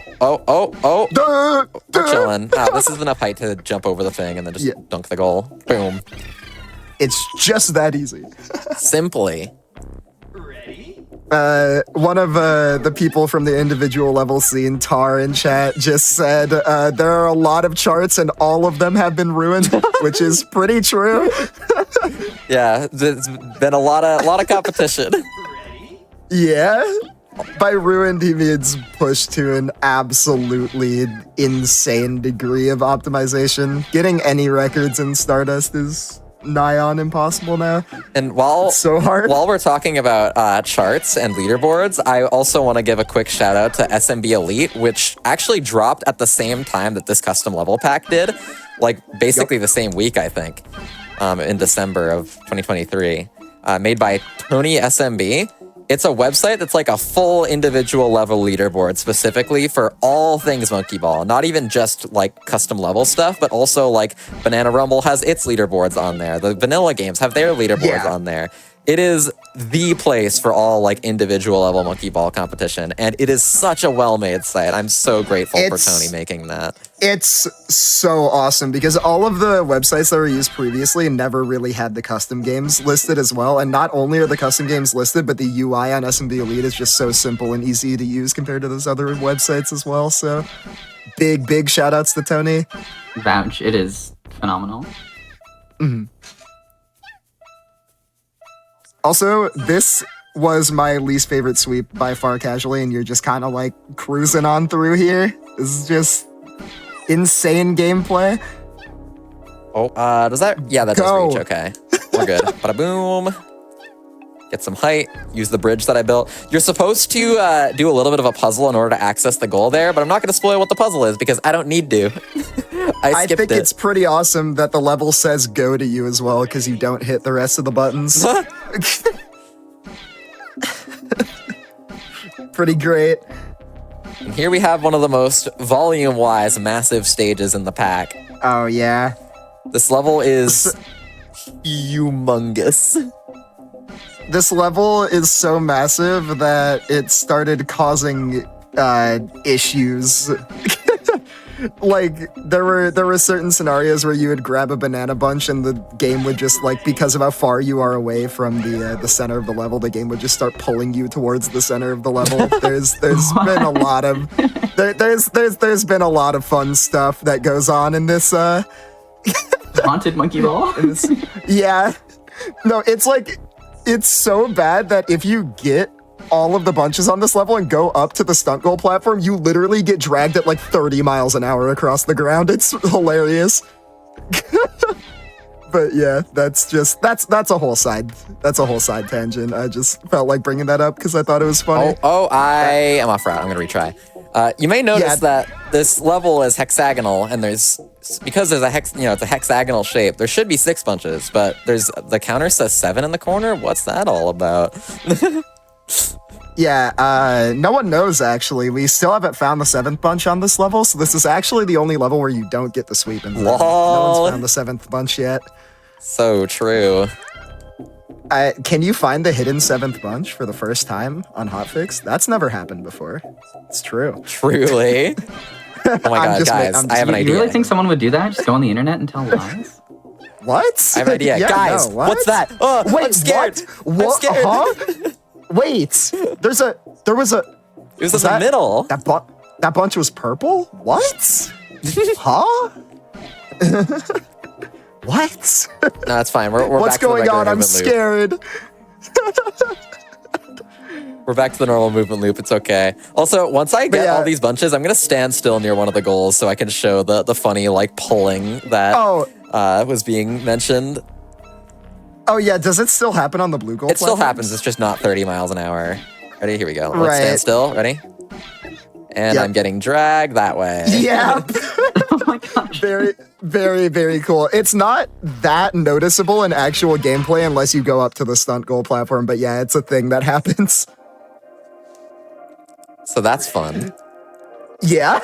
We have now exited World 5, the bounce pad world, and entered World 6, the wormhole world. Nearly every stage in this world uses wormholes in one way or another. I have to say it, World 6, like, this is in my top 3 favorite, like, themes overall for this pack. All the themes are outstanding. I love how World 6 looks, and the music goes absolutely crazy. Once again, shout out to Walker and Relayer. Oh, man. Also, for all that talk about portals, the very first strat in World 6 is actually specifically going to avoid using the portals, because that's the achievement on this stage, is to beat the stage without using any portals. Right. So that is true. This stage there's like 2 copies of the stage. One has red stuff that's like transparent and non-tangible, and the other has blue stuff that's transparent and non-tangible. And using the wormholes will swap you between the 2 sides. So they're essentially wormholes that don't quite act as wormholes, but instead act as color switchers that activate and deactivate certain types of platforms, kind of similar to like a Mario game mechanic. So that's what's going on here. We're gonna be using that to swap to the blue side here to get some bunches. And then we're gonna play the very end of the stage, the way you're supposed to play it. We get to chill on this raft and use the wormhole in between the 2 platforms to make these walls intangible. Good little example of how that mechanic works. A similar mechanic will show up on other stages, but it won't quite work the same way. That is such a sweep strat, by the way. Heck yeah, I love that one. And incoming, the only seesaw stage in the pack. Regular Super Monkey Ball does have seesaws. This isn't a custom mechanic. It's just didn't happen to use them that much in this pack because they're hard to work with on air control, because when you bump a seesaw from moving in the air, it moves sometimes more and sometimes less than you expect it to. Yeah. So with primary air control stages, it's like hard to work with seesaws as a general mechanic. But that means it's cool if someone manages to make a stage that works with them. And I've seen it done before. Like very, very vast amounts of creativity in the custom community. Also, that sweep is so much harder than you made that look. That sweep sucks. big moves getting that done that quickly. That is insane. Very nice work. Can vouch. That is one of the stages where if I could go back in time and change it, like before people had already completed stuff before, that's one of the ones I would change. I don't quite like how it plays, but that's chill. You win some, you lose some. When I say it sucks, I don't actually mean it sucks, by the way. I just meant very, very hard. Oh, yeah. I should probably specify. I do mean it, though. You trolled me from the past. Lol. My favorite level, mayonnaise. Anyways, moving on. There's been a bit of a community in-joke to purposely mispronounce a lot of stage names, and one of the most popular ones is calling this stage mayonnaise. Nope. I was about to say everything will be okay, but it wasn't. That was such an awesome troll there. Like, you got hit by the goal into like a perfect spot where you were just dead. I don't think you could have lived. Yeah, perfectly unrecoverable position. Yeah, that was incredible trolling by the game right there. That was incredible. With how long this run is, it is literally guaranteed that not only in a marathon setting, but on any given run, I will see something I have never seen before. Yeah, it's pretty awesome. While you're working on this, I do want to give a quick reminder to chat that your subs, Prime Gaming subs, gift subs, and bits cheered on the GDQ Twitch channel helps support Games Done Quick Hotfix. So if you're enjoying this, if you enjoy other speedruns and speedrun adjacent content, please consider subscribing. Of course, you get access to our emails and you can chat with other subscribers during our replays. Yep. Right as you finish. Look at that timing. That was perfect, honestly. Remember how earlier I said the wormhole with 2 copies of the stage thing would be coming back? Here it is. So I don't remember that. Well, I'm gonna just go back in time and make it so that you do remember it. Oh, okay. Thanks. All in a day's work. I completely busted your flow. That's completely my fault. Sorry. I was trying to do like a little bit of trolling and it worked a little too well. So yeah, these wormholes seemingly flip the stage over because there's an upside down copy of the stage behind that big wall with the arrow on it. There we go. Very nice. And both of the strats use a fair amount of funny wormhole flipping with momentum because when the stage flips, your momentum swaps from downwards to upwards. So you can kind of use a wormhole to fling yourself upwards. Yeah, this was one of my favorite levels casually. I really enjoyed this one as well. So cool. Oh wait, you do that strat in runs? Were you going for that like sideways wormhole? Yeah, I do. Oh, that's so sweet. That's like a hybrid IL strat. That's awesome. Is that the battle strat? If the battle wasn't, I guess, yeah, battle strat would be the other goal. I mean, yeah, no, that's just what my blue goal PB does, because the IL strat is a double rising bounce pad edge clip that saves 2 seconds for fun. Like you do. So, you know, I'd prefer not to do that. Yeah, edge clips in this game are exactly as precise as they sound and very jank, so. Yeah, especially when you add the bounce pad factor into it. Like, because bounce pads are already kind of jank, edge clips are already kind of jank. You put them together and yeah, also goal jump scare. Whoa. Hi, bro. I wasn't ready. Oh, I'm scared. What's going on?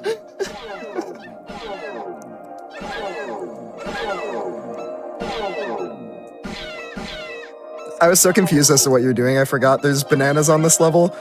And a blue goal. Yeah, well, yeah, that's true. Wait. You do that to get to the blue goal as well. Wait, Wait, that goal's blue and red. Hold on. Wait, that makes purple. I think they're lying to us about the colors in this pack. You might be cooking, because the blue goals in a couple of the other worlds aren't really blue. Like, we got, what, blue goal, brown goal, gray goal, purple goal, blue goal again. Yellow goal, green goal. Red goal. Orange, yellow goal thingy. I don't know. lots of different colored goals in this bed. Is that gonna be good? That's perfect. Okay. I need to make sure that I'm speeding up late. This is a thing that's not gonna work. Hold on. Do I? Okay, I'm gonna try a little bit of improv, but if it doesn't resolve quickly, I'm just gonna retry. This looks like this works. That, I don't know if it'll reach the other side. I need to carry my speed into this and reach the other side. Oh, and I didn't get the bunch. That's not good. Well, yeah, you'll be... Hold on. I'm gonna bounce twice here and try to take it into this wormhole. Now I'm invested.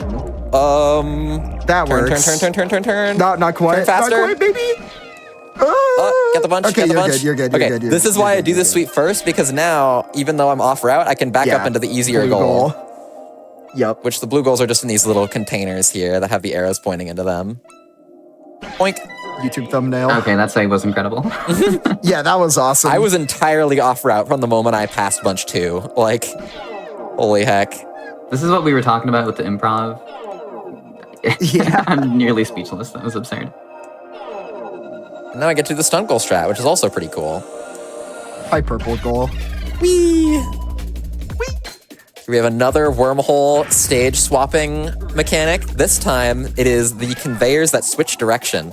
So I'm actually going to play it for the sweep here first, so I can just kind of show how it's supposed to work casually before I completely destroy the stage with the speedrun skip. There's a small little mini skip right there. Skip the S-curve. You know, go through these wormholes. It swaps the direction it's facing. Pretty fun. Go around here, through the middle for the last bunch, Very nice. and got in the blue goal. And now, even though this strat isn't one of like the hardest in the run, this strat is so cool looking and so fun to perform that I love this. Oh, that doesn't look good. No, that's not good. Now, this strat is really, really fun. I can vouch.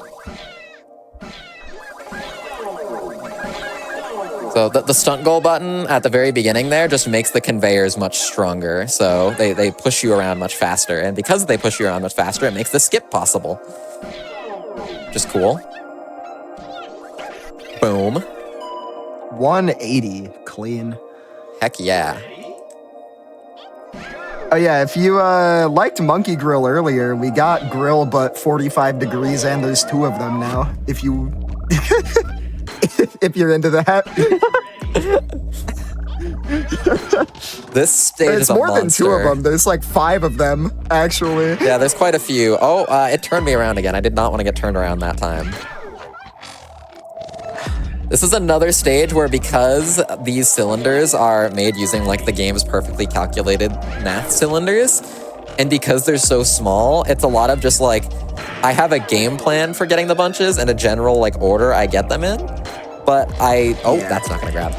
I don't have like a very specific, like I hit between these faces every single time for most of the movement here. It's a lot of just like, especially between bunch 1 and 2, it's just kind of hit where I can and get the general path down.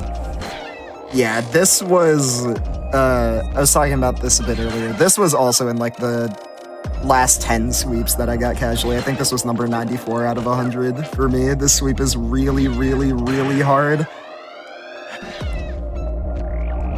Whoa, that's not gonna go in the wormhole. That's not gonna go. That's so sad. That was a little too low on the pipe. Unfortunate. Yeah, the rims of most wormholes in this game do not have, like, they don't bring you through the wormhole. You have to actually go through the glowy part in the middle. Give me the right hit, please. Pretty please. Game doesn't like you. Not today. Bro. Yeah. It's okay. Honestly, this run has been going great so far. Like, you're genuinely happy to just, like, not completely melt down on the stage in this category. That was like, I thought we were gonna see a movie was about to unfold in front of our eyes with that low hit.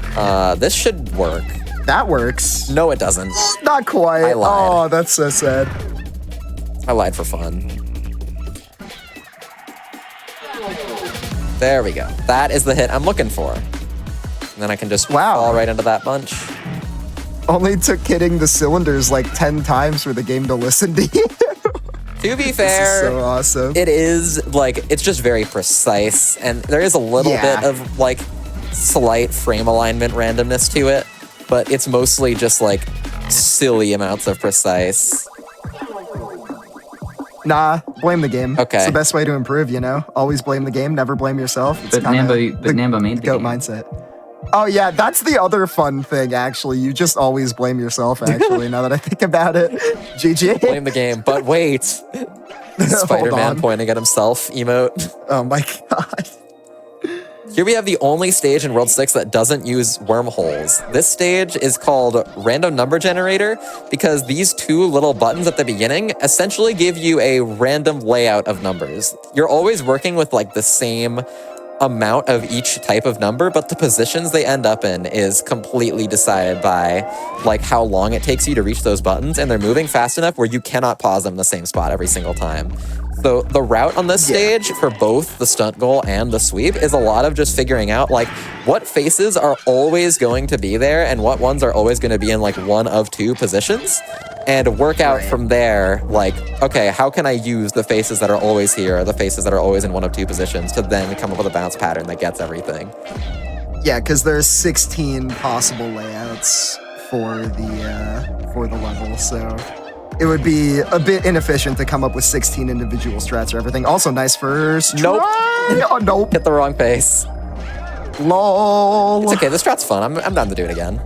Me when I get wall ground instead of ground wall or whatever. Yeah. Corner. Except with corner faces, but yeah. Yeah, the kind of intended way of doing this sweep is to mostly do it on like improv, but improving this sweep is mind-bogglingly hard. I would actually personally call it like, for me, it was the hardest one in the game to get just on pure intended improv.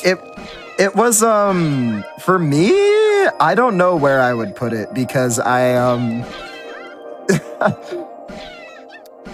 yeah, I don't know. I think I might have gotten lucky with this one.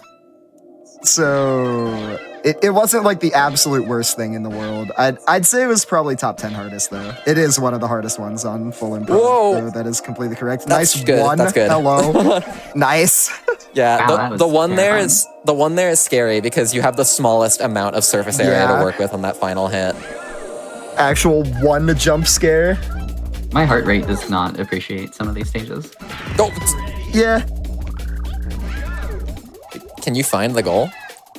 Also, yeah, the purple goals on this are like some of my favorite just because, I mean, like, look at them go. Hi, bro. What up? What up, dudes? I remember seeing that in view stage casually. I was like, what? How? Why? Etc. Why not? What? When? Yeah. Who? I had the same reaction. Yeah. Where? Well, we know where. We saw it. Well, yeah. Well, I guess where is known. That's the only one that's really known. You get to see a little. Even where is Sorry. hard to figure out, I guess, initially, is all I was going to say.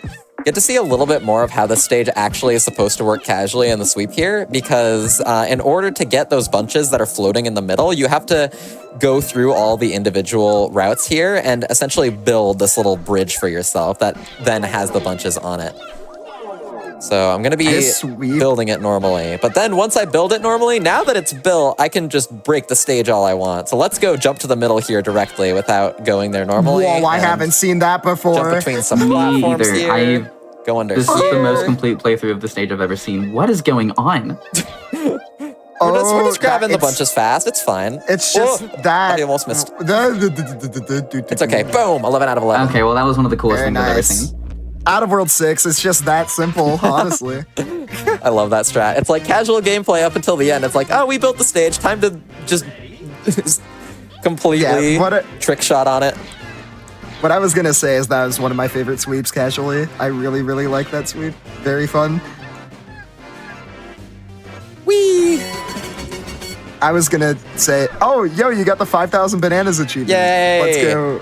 That's not actually required for the complete Monuments run because that's not one of the achievements that's represented on Monuments. But yeah, there are achievements in this game for getting 5,000 and 10,000 bananas in any individual story mode playthrough. There are about 13,200 bananas worth of bunches throughout story mode, so you can pick and choose which ones you want to get, and I think that makes it like a really, really fun challenge. Because you don't have to do every sweep if you don't want to. Yeah. But you do have to like get a good majority of the bunches. It's a really, really, really fun achievement, in my opinion. And on that note, you may notice that we're like in World 7 already, and I missed a bunch. It's okay, I could just loop the movement again. We're already in World 7, and I only have 5,000 of the 13,000 aforementioned bunches. How does that add up? And the answer is World 10. Oh, frick. World 10 may or may not have almost 3,000 bananas worth of bunches. Or is it like 2,400? It's above 2,000. There's a lot of bunches in World 10. I forget exactly the number. There's a single stage in World 10 with 900 bananas. 960 bananas at that. Almost 1,000. It has 48 of these green bunches worth 20 each. Yeah, it is the longest strat in the entire run, and I think I might do it last just for fun suspense. Yeah, for funsies. I will also say that sweep is insanely nerve-wracking casually because you have a 5-minute timer, 300 seconds. I finished that sweep with 4 seconds left. Like, you are absolutely on a crunch for time if you don't have like a 100% routed out way of doing it. It's insane. Also very nice. Heck yeah. Ooh. It's just so punishing to take a death at the very end of a long sweep like that. Like, that's not one of the crazy hard stages that's in my practice routine, but that can just happen on any stage.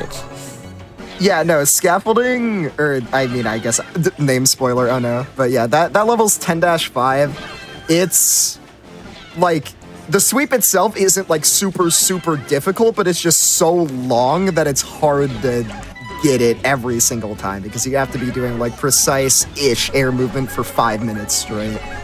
So it's like, the peak difficulty of the strat isn't as high as some other strats, but it's just so long that it's so hard to be consistent at. Also nice first try. That goal entry is so hard. Both of those strats are really difficult. That goal entry was absurd. Yep. That was some clean popsicle action there. The stage is a little bit of a momentum puzzle, and you have like multiple layers of puzzle. First, you have to figure out how to like get the speed to get up these hills, which you do by like kind of dropping through these gaps and going in the wormholes. But then there's another layer to the puzzle of, okay, but how do I get these bunches? And the answer to that is entering the wormholes through very funky angles. Is that the intended way to get that bunch? Yes. Because I couldn't figure out any other way, and I absolutely, like, that bunch is... I don't have the words. Trying to route this stage drove me mad casually. Yeah, it's one of the harder ones to figure out. You may notice there's a bunch down there missing. I didn't grab it. Why is that? That's weird. I don't know. You just don't get all the bunches on this level, I think. Yeah, just skipping one. I felt like it.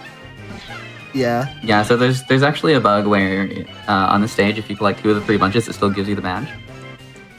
Yep. Well... Oh, never Wait, mind. bonus stunt goal, bonus stunt goal, bonus stunt goal. Oh, nope, that's not getting the stunt goal. Not quite. That is why I do Darn. that sweep first, so that I can now back up and do the blue goal, and then just do the stunt goal on its own after. Also, after scooping down there, did you get like a little seam there? Did you hit something? I feel like you hit some sort of internal phase that gave you like a hit off the ground for no reason. It's very, very cool. Luckily, it didn't kill you, but that seemed rather odd to me. Is that gonna reach? I have no clue if this has the distance. Let's see. That has the distance for sure. Yeah, no, you're good. Nice. You have to dodge that wormhole. If you accidentally enter that portal, then you get kind of owned. Yeah, no, that strat is so much harder than it looks, too. Like, actually knowing where you are forward and backwards and left and right when you're coming off of the bounce is really hard, because you have to react really fast after you get the bounce. Your angle and speed and height into it is really important. Whee! Bam. Bam. Yeah, so Worlds 4, 5, and 6 were all kind of themed after like specific mechanics. Worlds 7, 8, 9, and 10 are all just kind of mishmashes of whatever's fun and whatever's difficult. Oh, Yup. missed the bounce pad there. This stage has the bunches very spread out, and because it's like so large and so bouncy, it makes for a very, very fun strat for me. I very much enjoy this stage as RTA. Developer bias. I think I haven't tried any of the sweep, but the blue goal and stunt goal strats here, like on their own, are really fun, so I can definitely see it. That was cool. I needed a double hit there. I just missed. Unfortunate error, but it's okay. 'Cause that means we get more content. I love content. Yeah. Heck yes. Yay! Speaking of content, you all should tune in on March 9th through 16th for Cross Fatales 2025, which is Heck yeah. GDQ's next all-women and femmes speedrunning event. I'm on games committee for that, and we just released our schedule yesterday. So you can type !FF in the chat to check out the schedule. Spoiler alert, there is Monkey Ball on it, so if you're enjoying this, definitely take a look. Yeah. That was a brilliant segue, by the way. Thank you. And it is benefiting the National Women's Law Center, and you can also visit gamesdonequick.com/framefatales for more info. Boom. Are you going stunt goal first? I'm here? gonna do sweep first here because the stunt goal is so cool, and I want to do it second. Okay, yeah, that's why I was asking, because like that's like the most goal jump scare strat there might be in this run. Also, yeah, you might not even see the stunt goal as Namba goes through here. I don't think it's ever In fact, on I screen. don't think you will. Yeah. Yeah, the stunt goal is hiding somewhere. We're gonna find where it is together here. Fun fact, casually, I didn't know you were supposed to hit that red face to get that bunch, so I did some like gross curve in the air movement around the wall to get the bunch, and it was so much harder. Like, I didn't know you were supposed to do that until now. That makes so much more sense. I'm Also, hi, scared. bro. No! That was such a sketch goal angle, too. Oh, man. Yeah, no, I That was so definitely could scary. have gotten owned by the party ball there, but it decided to let me in, and I am very grateful. For all the times the party Yeah. ball has wronged me, it did not wrong me that time. Oh, Speaking of, hello? What are we doing? goals in this game are lovably jank, in my opinion. Yeah. And confirm. That's just a monkey ball feature in general. That's not even like specifically custom fan game stuff. That was just, like, you did not go anywhere near the goal tape. You just touched the party ball and it said, yup, yeah. Usually that happens, you get launched some random direction. So that was incredibly awesome. All right, good launch here. This is very cycle dependent, and I have to use the moving That object to works. move around. That one's very tricky. That's a part of my warm-up routine. Very, very nice. I can just kind of do the ending of the stage casually here. Might be able to spot the inspiration of one of the Mario 3D World bosses for that stage. The ending is very similar to one of the Yeah. bosses from that game. I never knew if that was intentional or not. It was. That's awesome. And this, speaking of like stages with fun inspirations, this stage was inspired by CS:GO surfing, Boom. or I Oh. guess Source Engine surfing. It's not specifically CS:GO. Nice. Oh, dude, I'm shocked you didn't get party ball. You like the teleported party ball through is it. being so nice in World 7 for some reason. It's Party ball funny decided because to become intangible. yeah, normally in World 7, like the party ball is normally one of the more problematic worlds. Nambo, I think Yeah, I there's- think you need to rename the stage to 9 Friends. The party ball's a friend now. That's true. Also, I mean, the friend that the goal is on is like the hidden 9th friend as well. The stunt goal friend. Oh, that's not gonna work. Okay. I tried to land on the scoopy flat spot, but I didn't have the momentum for it. I needed to be a little bit more like horizontally flat. That should be fine. I can just take this to this scoopy over here and move on. Use the little conveyor there to get some speed, and we're back on route. Okay. Boom. Everything's chill. We're having a good time. This bunch you're supposed to kind of get along the side, but you can barely nab them while you're on top of the flat scoopy there, and it's much more safe to do so. So I have opted for that for my speedrun strategy. Yeah, that's very useful for getting the sweep casually as well. Whoa. Okay. You're Need chilling. to get some speed again, because I still don't have all of the bunches. Need to get 2 more. 1 and 2. Oh, this is sweet. Nice. Head on top of the eyeball for Don't good luck. choke. Good luck. Oh, party ball. Nope, you went in the tape. Okay, never mind. No more party ball shenanigans. No more. Hopefully no more for the rest of the world. Actually, wait. Hopefully. Slippery Speedway stunt goal. Never mind. There's always more party ball Oh, shenanigans. get up What game do you there! think you're playing? That's true. Also, yeah, Slippery Speedway stunt goal, as Nemo just alluded to, is one of the silliest ones casually. Probably the silliest one casually, other than a specific one in World 8 that we'll address when we get there, but... that, We will address the friend. yeah, the dude. But, yeah. Slippery Speedway is the next level coming up. Also, Carnival Cup Sweep is, like, pretty fun casually, because you kind of just... You can just kind of...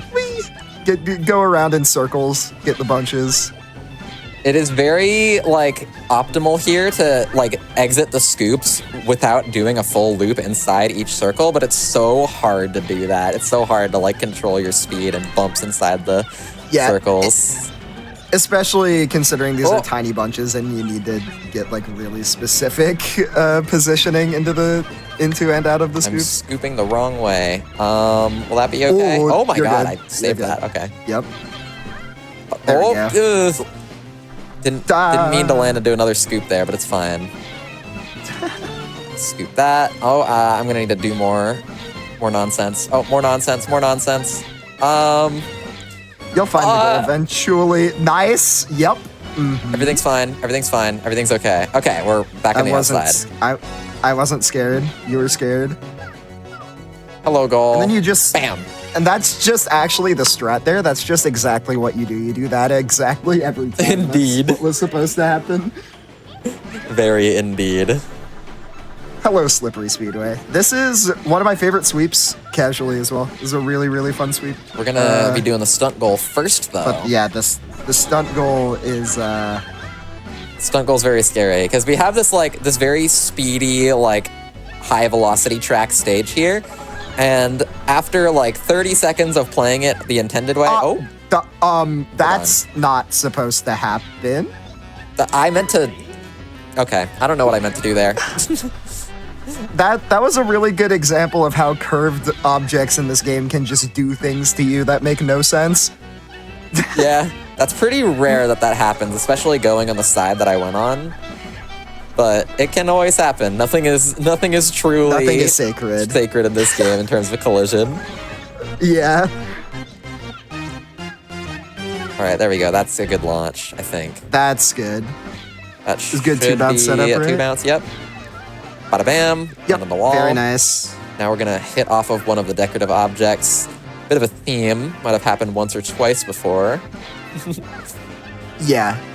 And then... that was... Bam! Oh my god, I thought you undershot. Yeah, I so thought I was undershooting that. Wow. Also, so... I want you, if you want to have, like, the casual experience of finding out where that goal is, pretend you didn't just see Namba go in it, because it's really funny seeing the goal just come up when you're playing through the level casually, because essentially playing the sweep is just playing the level casually here. Yeah, there's, like, bunches along some of the sides of the track, so you have to be on specific sides and get specific height scoops from areas to get the bunches, but other than that, it's basically beat the stage normally, but beating the stage normally is high speed and fun. Imagine you're just playing the level casually and you just see that. Like, you're just playing this for the first time and you see that guy up there. He's just chilling. Like, I don't think any other goal struck that much fear into my heart when I was playing through this casually. Mission accomplished. Yeah, either that or the World 8 one that I will not name for now. We'll get there. Yeah. And here we have World 7's achievement stage. It's been a little bit since we had an achievement stage. I will be doing the achievement second here. The achievement on this stage, there's basically, the way you beat the stage casually is you have to hit all the targets of a specific color to open up that colored goal. And so, oh, that is weird. Is that gonna work? Oh my god, it does. It won't. This is if you got in a scoop, it would have been fine, but do you have a backup for this? No. Yeah, I don't know if this is a good idea to try to back up. Surely it'll be fine. No! Hold on, I want to improv this. Improv is fun. Hold on. I'm gonna go around in a circle, and then... bada boom. Hit the wall. Nope, that's not gonna work. Hold on. Yeah, this button in particular is really... Yeah, the reason I was saying that earlier, I've been in this scenario before.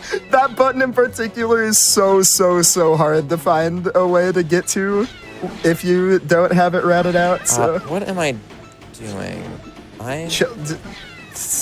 That works? No, I'm not. I'm doing the wrong strat. Okay. Both of the strats in this stage start the same way, and I just now realized that I've been doing the movement for the other strat. So I just need to... There we go. You're supposed to come up on this one from the front, and I messed it up. It's funny, because you're hitting the same button first, but when you start, like, if you come from the front, you have different momentum than if you come from the back. And coming from the back is what you do for the achievement strat. Coming from the front is what you do for the stunt goal only strat, which then gives you a low bounce, lets you hit that upper platform and hit this guy with more speed. And that's what you need for the stunt goal. And then you scoop, Bam. hit the underside of the button, boom. So that's how it works casually. The achievement on this stage is to do all the buttons for both goals in less than half the time on the timer. So it's a bit of a time crunch, and we're going to be coupling that together with all the banana bunches because we're already using the time to move around and grab all the buttons. Might as well use it to grab the bunches if we can get them along the way. So it makes for a very, very fun and difficult strat here to end off World 7. If I can land it. The small target, or the small bunches are a challenge to actually nail every time. So there's target 1. Grab this bunch in between. Slow down a little bit here. I need speed into that guy. Get the same downwards hit as before.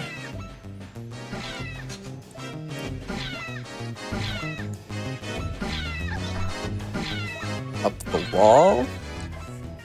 Oh yeah, little fun detail. The targets are hittable from both sides, but you do have to hit in the center of them on like where the little buttons are because that's what causes them to open.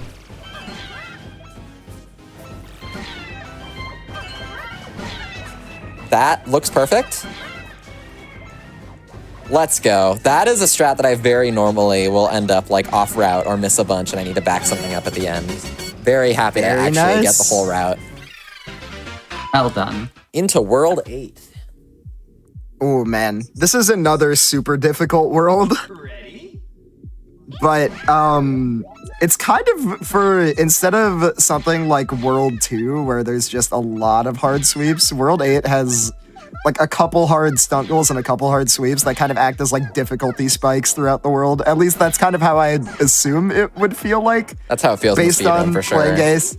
I was gonna say, like, based on playing all stunt goals, World 8 was very difficulty spiky, and I'd imagine adding in the sweep on 8-3 adds just another funny spike to the run. That is one of my favorite strats in the run, though. I love the sweep strat on Skyline. We will get there. Yeah, here we have this alternate route that goes around the back of the stage to get these two bunches. And you can normally take this to the blue goal, but since the stunt goal on its own is slower to get than the blue goal, we're gonna do a little bit of backtracking here in order to get some speed going towards these two faces and use a lot of turning in the air in order to make it so that we can actually reach these stunt goals here. Bam! Oh! Oh! Let's go. This is the kindest these party balls have ever been to me. I was gonna say, I feel like you would have died an additional 6 times on an average run thus far. Game is being really nice. Oh man. That was like a jank side goal, glitch goal nonsense as well. Just didn't even touch the ground. Glitch goals are so funny in this game. Here's one of the few stages where there's like a solid amount of ground movement, but because you have this wormhole that like takes you up a layer each time you go through it, if you manage to just land straight in the wormhole from the wormhole exit point, then you can just keep looping height until you have all the height in the world. And that's actually what the stunt goal is designed for, because the stunt goal is just chilling up above the stage with nothing connected to it. But we have banana bunches to get along the way, so I'm gonna be grabbing that first. Some on the sides here, on both sides. Gonna use another wormhole charge just to gain some height. Get up to the top layer.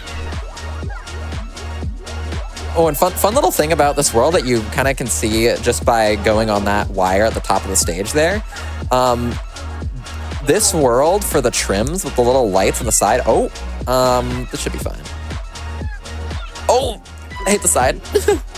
I was so concerned when you decided to try and back that up, but I wasn't gonna say anything. But this world, on like the sides of the trims, has this effect on it where the trims glow blue. Fun little level creator fact for how those work. The game, when it loads a visual texture on screen, is actually loading one of multiple different sized images. And depending on how far away the texture is, it decides sometimes to load the lower res image so that it doesn't have to use up as much memory to like load it visually on screen. And because of that, you can go into the game files for a stage that's already created and change the image that it uses depending on how, like, which resolution image it's using. So this world uses that on these trims to make it so that the button, or not the buttons, the lights glow blue when you get close to them because it replaces it with a glowing blue image for the higher res images that only show up when you're close to them. That's that's really cool. I had no idea that was the thing. That is a trick that I learned from Scrap. He used it first in 349. Shout out to Super Monkey Ball 349.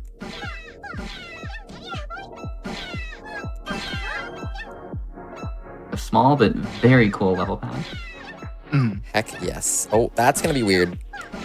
Is that gonna That works. work? No, it's not gonna reach directly. Hold on. Boom, boom. Then turn around. That'll be fine. I can still get Stunkel off of this. I think that could have reached directly. It definitely could have if I'm I not- thought to slow down earlier, but I wasn't confident I had the height, so I wanted to turn around anyway. Fair. Bam.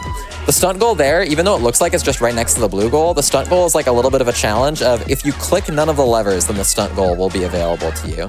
The levers are useful for like kind of getting yourself sent up in the air, but we're not really going to use it that much here. We do use it once in the sweep strat, which is why the stunt That was goal another is what we one do that on took its me own. forever to route. So we're going to use it here. We're going to line up with the point of the arrow there and then start moving so we get the maximum fling from this guy. That's how those levers work. That's the only time we're going to see one during the sweep strat. Unless I mess up, I need to backtrack. That's one of the cool things about backing up this stage is that contrary to other levels where a lot of times, you know, you miss a bunch, you kind of want to improv it after the fact. On this level, if you miss a bunch, it is much more consistent to try to find a spot to backtrack to and just do the movement again from that point. And that little spot where I'm lining up with the arrowhead is a very good spot to like try to get to if I end up off route or missing a bunch. That's a little something I always have in mind when playing this stage. This sweep is really, really difficult, by the way, casually. All of these bunches are tiny, and there's 20 of them, and there's no symmetry. Yeah, this was number 99 for me. And the only reason it wasn't number 100 is because I wanted to do 10-10 last. So this would have been the last one I got casually if I didn't set that arbitrary restriction. Also, hold on. Very nice. Heck Boom. yes. Boom. Let's go. That was just exactly what you want for the strat too, right? Yep. Like that. No backups looked needed. Perfect. That was so clean. And now we are on to the World 8 achievement stage, frequencies. You may notice that I am purposely avoiding the single bananas on these things. The achievement on this stage is to beat any of the goals while collecting 0 bananas. And it may look like the bananas are tiny, but they are placed in very vicious locations. So I do the best I can to try to get a full skip here in order to not have to interact with as much of the stage as possible. But doing that on the Very very nice. curvy objects is very difficult to do. Potassium allergy. I don't know if I was holding up there. I forgot that was named that. That's fun. And now that we've done the no bananas finish, we're gonna do the all bananas finish. Well, maybe not all bananas, but I all was gonna bunches. say not all bananas, all big guys. all the big dudes. Go around the top Bouncing here. on that floaty is Oh, awesome. that's I don't know if this will work. That works. You're probably fine, yeah. And if you didn't see the stunt goal, that's probably because you can't without going outside the level. Hi, bro. You may have noticed the wall was changing color as I got close to it there. That's a little bit of an Easter egg. You can find them yourself, smiley face. Oh my gosh, this stage. This is another one that the stunt goal took me ages. You'll be doing this. Have you gotten... Sorry. I was gonna say, I was just gonna ask... go. Talk. No. What? Stop! Okay, I was going to ask Helix if they've gotten all the stunt goals. Because I do not know. Not all of them, no. I should. Whoa! So this Sounds is like a this is fun the thing to come exact back to. reason. I'm sorry. It is really fun. And I was gonna say, Race the Roof was like one of the hardest ones and one of the last ones I got. That's why I asked, so... Oh, cool. Yeah. So are we going, Namba?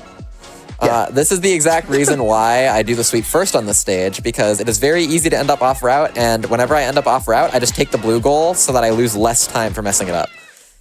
Yeah, So that I'm makes not sense. even going to try to back up that sweep, because the sweep is very, very routed there. Like, it's very hard to do on improv. So just going to opt for a blue goal there so I don't lose as much time, and then go for the sweep again.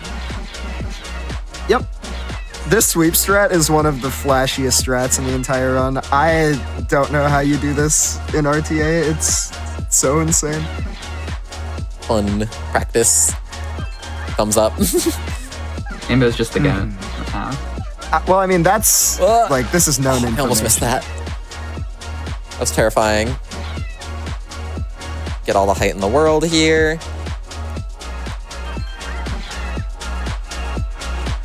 These buttons open up the stunt goal. You can see that little bounce pad that just moved out of the way there. And now we have the stunt goal. Hello. Hi, bro. Very glad to get that second try. Nice. Angus, well done. And here we have the stunt goal that we were hyping up earlier. Hyping up is something to say about this. This goal is something. This is the hardest stunt goal strat in the run, right here. Blink and you'll miss it. It's Bam! just that easy. No! No! Goalpost. This was This is so actually close. this was casual number 100 for stunt goals for me. This was the last one I got. Stunt goals I was also trying to leave 10-10 last, but this one was so hard that I actually got 10-10 as number 99. Boom. Very nice. Okay, Boom. it's time for me to brag. I spent a long time routing that one and practicing it, and then when I actually did the strat, I'm pretty sure I got it first try. It's just that easy for you, I guess. That's the beauty I of stunt spent- goals, though, is like, it can just, depending on the route, be wildly different difficulties. Well, the thing about ice mining, there's no good way to get that one. Also kind of Like true. anything you come up with on this level will have some sort of insane garbage, I feel like. Yeah, I definitely Maybe didn't mean not to call garbage, but you one know route what I mean. easy or anything. All the routes in this are really hard. That's just another thing that it reminded me of. Yeah. Wires? What? In my air control pack? 1.0s aren't wires. Cancel me. Go ahead and cancel me. Just my opinion. They do feel like wires when they're moving like this, though. Oh my gosh. You're good. Wow. All right, past the hard part. We're chilling. Yeah, this sweep is also really hard, by the way. It's just, ice mining is just an evil level. And these walls can also just kind of decide not to let you up. So, Luckily, the timer yeah. is quite generous. I've never timed over here, although I did say that on another marathon run with an RNG segment one time, and then proceeded to time over for the first time ever in a marathon setting, so... That was insane. Oh, there you go. Okay, nice. Okay. Yeah, I think I lost like 90 seconds to this in my casual sweep. Oh, wait, we're not done. Oh god, it's losing height. Oh, no. Nambo, you shouldn't have said anything. Nambo. Nah, we're it's fine, it's fine. Just give the level time.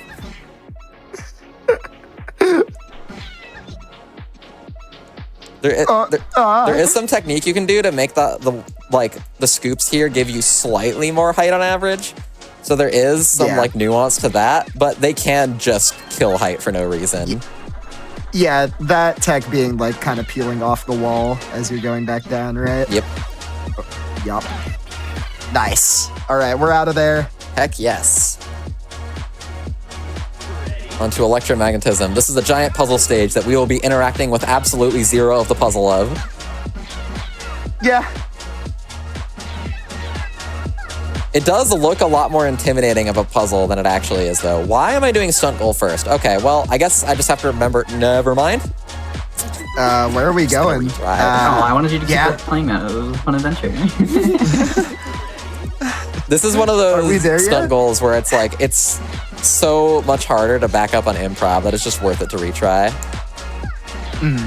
I should Okay, now we're going for this should week. be going blue goal first. No, I'm doing blue goal on its own. Oh, yeah. I do stunt goal sweep because I actually find the stunt goal genuinely like easier to finish with than the blue goal.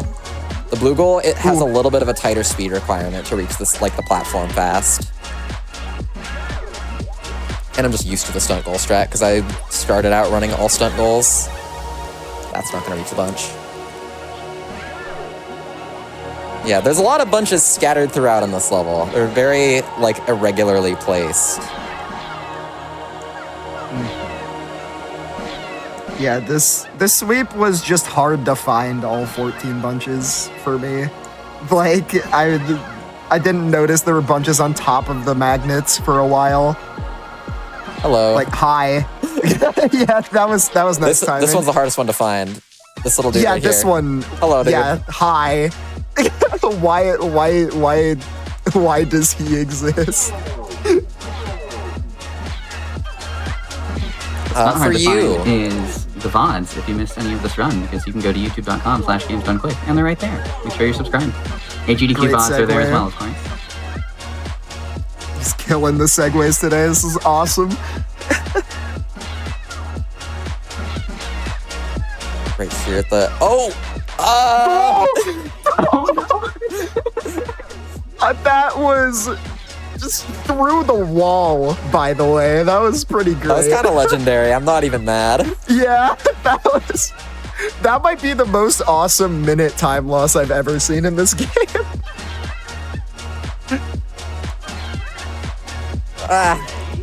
Need more speed into that.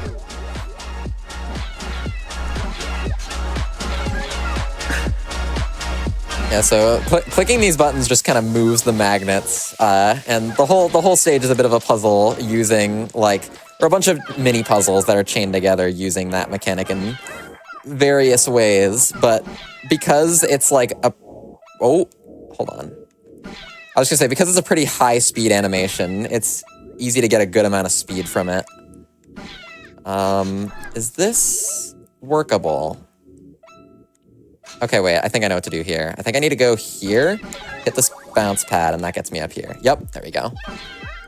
You can get that bunch normally. I actually didn't know you could use the bounce pad for that. That bunch is so hard to get normally. That was how I got it casually, and it was driving me insane, so I don't blame you for backing out of that. That bunch is messed up. Yeah, I tried it a few times, and I just didn't even get the height for it. I'm like, okay, whatever. Yeah, no, you need to do some really weird movement. You need to do a rain dance to get that bunch to, or that platform to give you the height. Good description. Mm-hmm. All right, back to where we were. I was not supposed to fall on that gap there. I'm just gonna wait, because I know it's gonna move out of the way if I try to get on it early. There we go. Boom, drop off the side, get these dudes by scooping that. Okay, there you go. And now... All right, got all the bunches. Back where we started, so I can drop onto this guy, bada bam. Oh yeah, stunt goal strat And from just here, that makes do the sense. stunt goal strat, which I'm very used to. Boom. Goal dunk. Boom. GG. Here's a case where I'm gonna be doing the sweep first, not for any backup reasons, but actually because of the mini-map.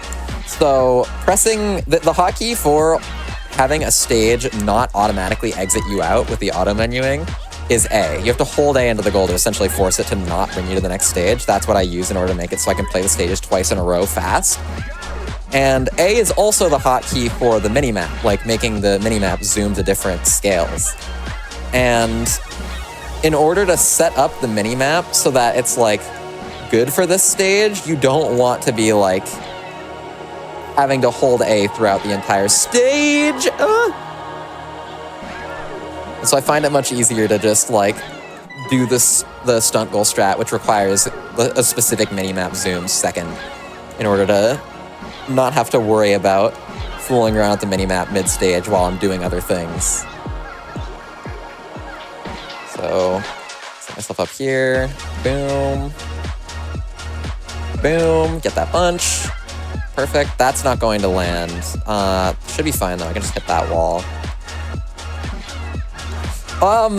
Okay.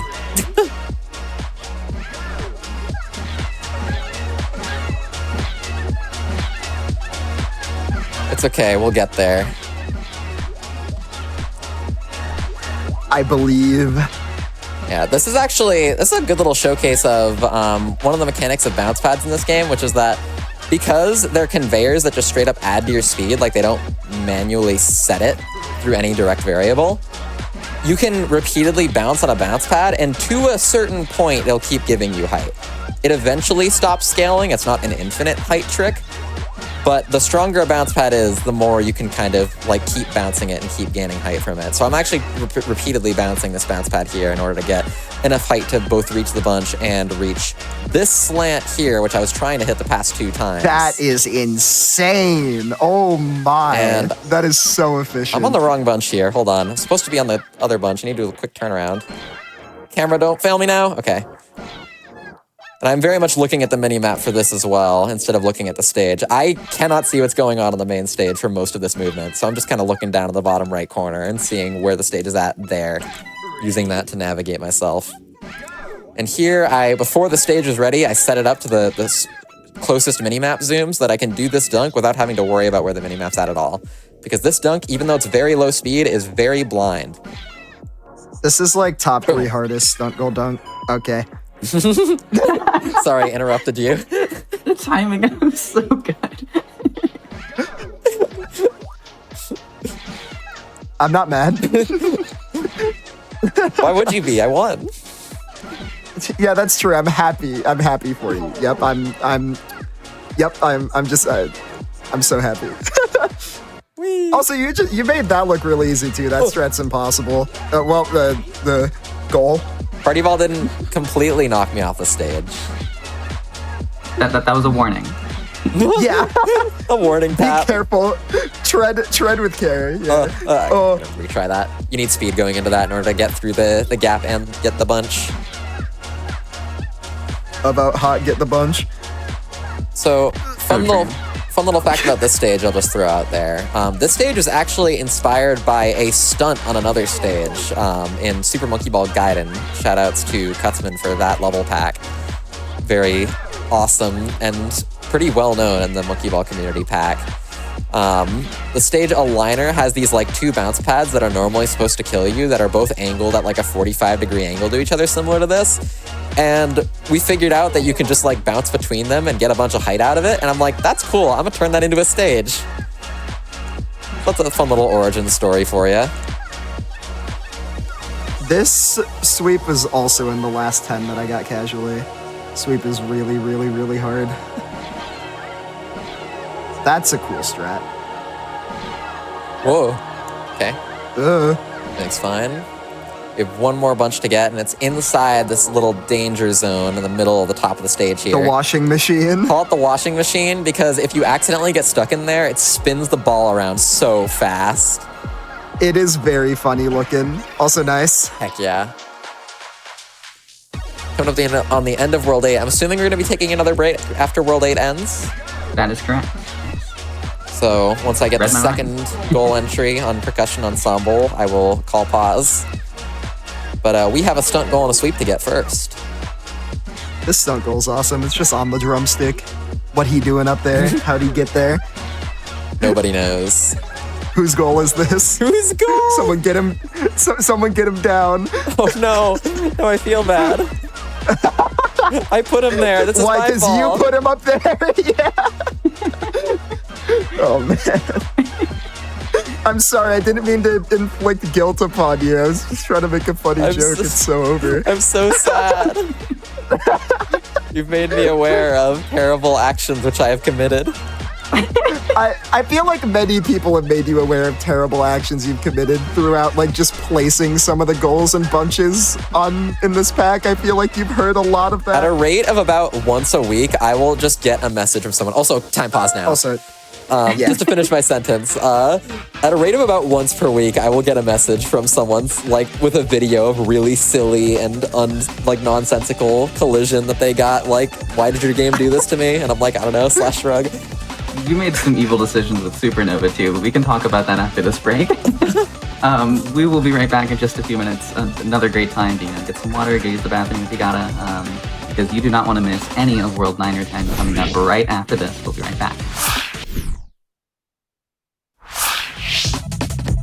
Hello again, everyone, and welcome back to Parallel Universe and GDQ Hotfix. This is the show about community-created content. That was our last break, and let's get into Worlds 9 and 10 of Super Monkey Ball Stardust. Take it away, Nambo. All right, gonna count us down one more time. 3, 2, 1, continue. Oh yeah, woo yeah, baby. Let's go. Final 2 worlds it. and final 40 goals of the run. Oh yeah, this. I was talking about like loving World 6. World 9 is my absolute favorite, like looking background in this game. I love World 9. It's so pretty. The green and purple is such a nice color combo. There are helixes on it. It's me. It's the Helix Wait, world. that's also true. That's a reference to like. Wait, guys. Wait, this is a reference. Hold on. Also, in all of the game files like relating to this background, they are all called Helix. Like this is just the makes Helix sense. background in my notes.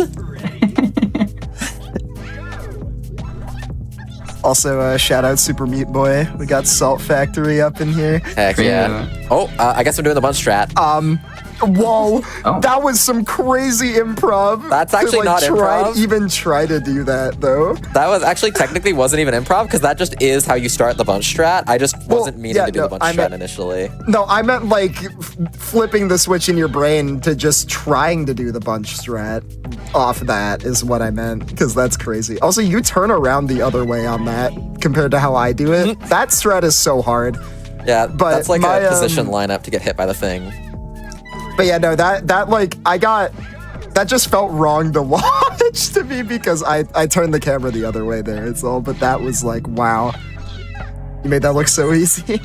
The fun thing about Monkey Ball is because that's funny. Because Well, most the fun thing about Monkey Ball, anyways, because most things in this game are just like objects, and if a deadly thing is just a moving object, then it's equally deadly as it is helpful to be able to send you somewhere like hard to reach. Oh, it's okay. that's not supposed to happen, but you know, it works. Well, I mean, 'cause you can. That was the saw blade working as intended. I just didn't get the hit I wanted out of it. Wait, I meant in regards to the strat. Yeah. All right, I'm gonna wait here for the specific lineup here. I'm using a little Yeah. spot where the texture is green to line myself up forward, backward wise, because that's Okay, so you just get the same hit that you normally take with the stun roll. That makes sense. Yep. That is a really cool strat, though. I'm gonna get hit. It's fine. It's no, fine. you're It's fine. It's Oh, fine. dude, it's fine. The little bit of dribbling practice. LeBron James. That me. It's that. Shout out to LeBron James 21. If you know, you know. Yeah. The custom Monkey Ball stage. Bit of a like 21. Rabbit Bit of a hole. deep cut. Yeah. The custom stage of all time. Truly the coat or the level of all time. Shout outs to A-list anyways. True. Here we have another achievement stage. So the achievement on this is to beat the stage without pressing any of the switches, which flip like the little flippy platforms from the Mario games. I just messed up. I completely forgot where I was going. Like the beat blocks. We combine that with the sweep strat here, and we put it in the blue goal, because it actually doesn't really matter what goal you get in, because getting in both goals is just getting up to that thing without clicking the drawbridge to bring it down. Because normally you're supposed to go to this like big button and bring down this drawbridge that has the goal on it, but the stunt goal is like up there in a way that you can't get it without like just getting up there yourself. Shout out to an awesome moment. Okay, hold on. I'll let you have your awesome moment first. Hold on. This should be fine. That works. I think you might go over it. Nah, it's fine. Nope, you're good. Good improv. I was gonna say shout out to an awesome moment I had in my casual playthrough where I didn't see the button, like the giant X button that you're supposed to hit. So I just got to the end of the level and it was just a wall. There was just no goal. No goal for you. Sorry. Yeah, and the wall just has a giant painted X on it as well. So I was like, bro, what did I do? My bad. What did I do? I'm sorry. Also nice. Heck yeah. That was clean. Such a sick wormhole charge strat. Now we get to see how the less broken version of the level looks. Yup. That's Less what broken. you're supposed to do. Less broken. Yup. Gonna do a little bit of shenanigans to speed up an auto scroller here. That's so cool. Land there. I don't know if I've seen that before. And now we have an auto scroller that is much harder to skip, so I just play it. Wait, 0.5 platforms in my Stardust? What? Why? Required 0.5? What? Who allowed this? I have bad news for you. Yeah, I don't think we SMH can made this speak game. anymore after this. Dang, I gotta Whoa. make sure to make this run last as long as possible to cherish these last moments with this friend that won't talk to me anymore. GG. Here we have a bit of a sequel to palette choice from earlier. Here the palette keeps repeatedly swapping on an animation, and the stunt goal speeds up that animation. Palette? Super Monkey Ball Banana Rumble reference? Wait! That's huge. Actually, really, it's Banana Rumble that's referencing this because this came out, I think, before that game was even announced. That is true. Truth bomb. It was also really funny because, you know, Monkey Ball stage names kind of have a pattern of, like, very frequently being real-life objects. So it's not all that unlikely for two level creators to just independently come up with the same level name. And that happened to happen with Banana Rumble. There is a stage in both Banana Rumble and Super Monkey Ball Stardust called Chakrams. I almost And commented on it. drawbridges. Yeah. Yeah. I almost commented on it when you were on track runs. Because that's like a really important level in the Banana Rumble run. Yeah, I remember playing through the game casually and just being like 6-10 chakrams. That doesn't feel right. Where like that's not what that normally is. After having played Stardust beforehand. So the strat uses a very, very tiny angled face hit. This is the old IL beginning. It's kind of crazy that it's been adapted into RTA. Yeah, it's just like the only decent way to get to that bunch on the cycle that you need it to be in order to do the ending fast. There we go. That's good. Land there. While the stage is transitioning between the two colors, all of the spots are, like, touchable. It's only when one half is red that you can't interact with that half. Wow, that was disgustingly precise. Here we finally get to play a stage the normal way. Yay! This is actually the intended way to beat this stage. You just go up the scoopies. There's not really that many ways to skip it. What? There is an IL skip, but it's really precise, so I don't do it in runs. And now we get to destroy the stage with funny skips. Yay! Gonna drop down here and die. That was intended. Gonna go up here. It was RNG minute for the sweep. Totally. There's definitely RNG in this game. I mean, there is a literal 6-9 stage. random. There is RNG in this game, Nebo. You made it. You made the RNG. Not my fault. Also, this is a backup. Weird. Okay. Yep. Normal. Normal gameplay. Look. Yep. Stop copying Same me. brain cell. No. Okay, what side is the final bunch on? Okay, I used the mini-map to tell This what side side. it was on. Yeah. Normally, you have to turn around when grabbing that bunch, but because I Whoa. got disoriented, I didn't know which side I was on. It was a scary goal entry. Yeah, no, that's why I made that noise. I was a little freaked out by that. This is a cool Get strat. hit by the drawbridge while it's moving. Not intended to be how you beat the stage, but you make it work. That was not even a consideration in my brain ever at any point in time. That was awesome. Neither was it for me. I think someone else found that for an IL, and it was adapted to RTA through a different setup. No, you found it while looking for something. I forget what it was. You might have been looking for a stun or something. I remember you finding that, though. You definitely found that. I won't let you not credit yourself. Well, I found that specific setup, but someone else did a hit with the drawbridge before I Oh, did. yeah, no, I think... That's what I meant. Didn't Goobs do that in playtesting for the IL or something? It was some I don't remember. Goobs. Also, yeah, the IL on drawbridges is kind of awesome. You can beat that level in 7 seconds. All right, here we go. Boom. Is that enough height? Yes, it is. Yes. Bam. Very That goal nice. entry's fun.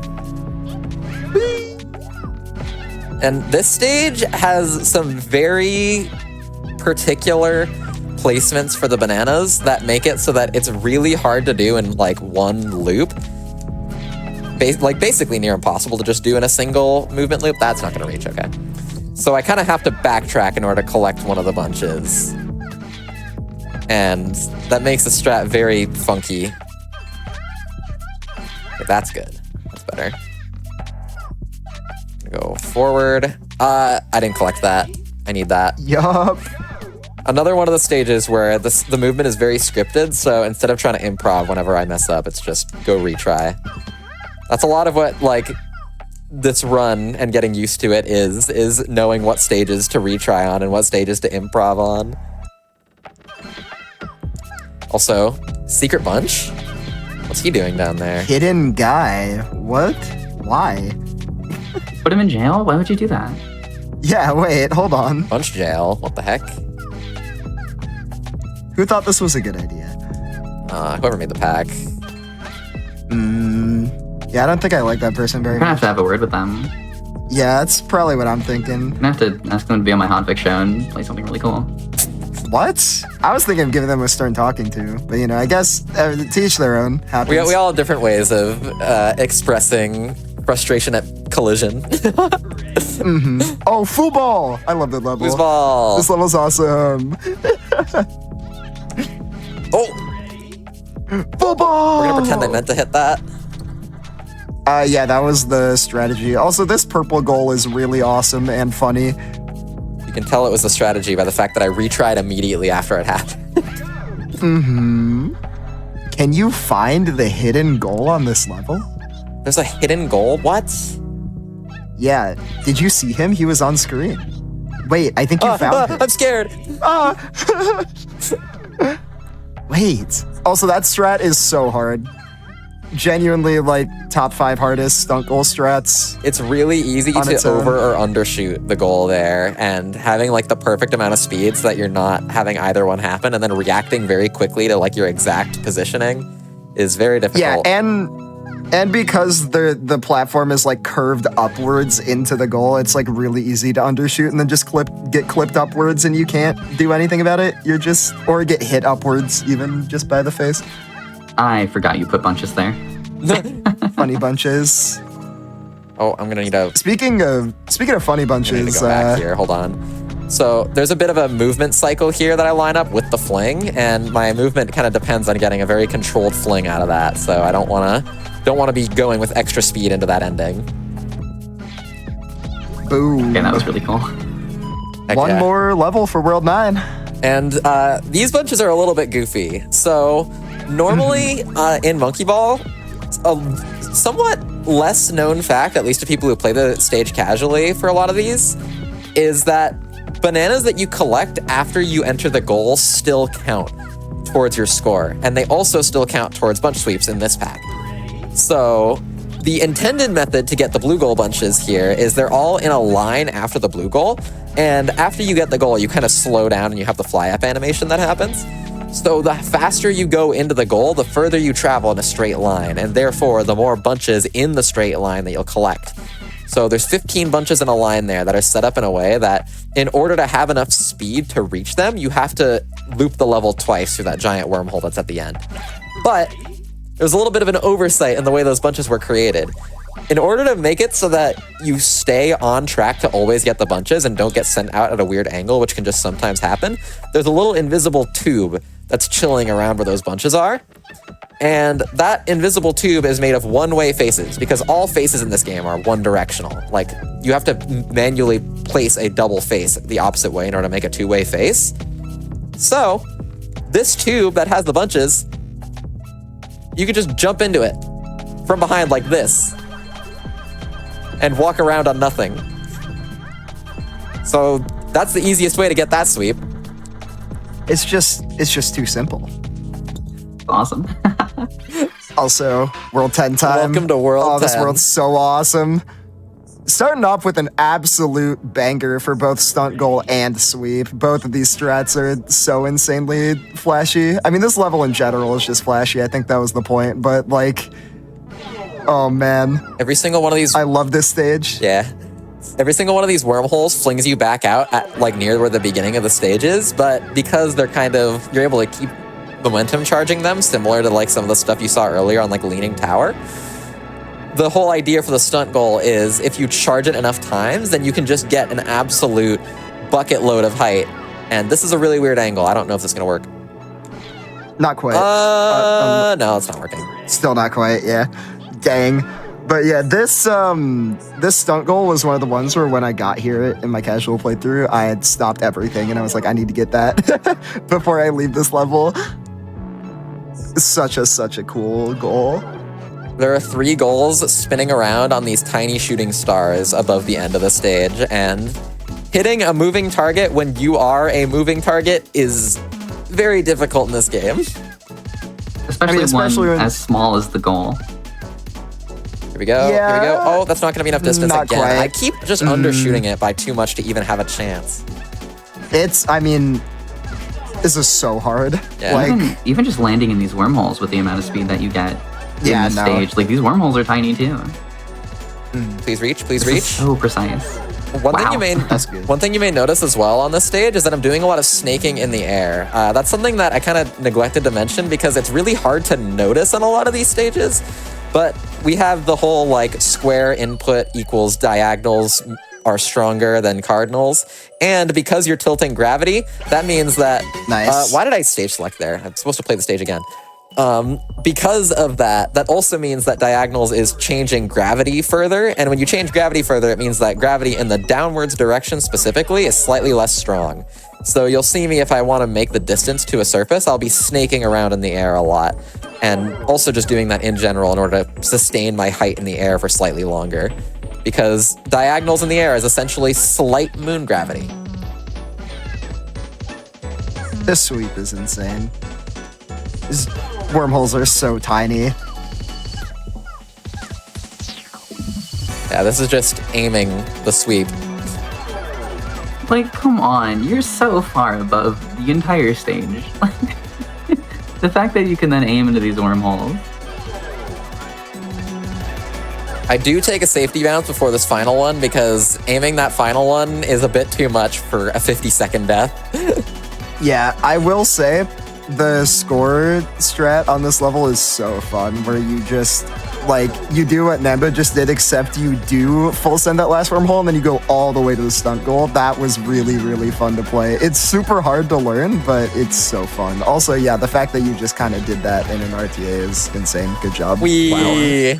Oh my gosh. The stunt goal's really chill, and then we have another one of the hardest sweeps in World 10. Yeah, a bunch of tiny bunches.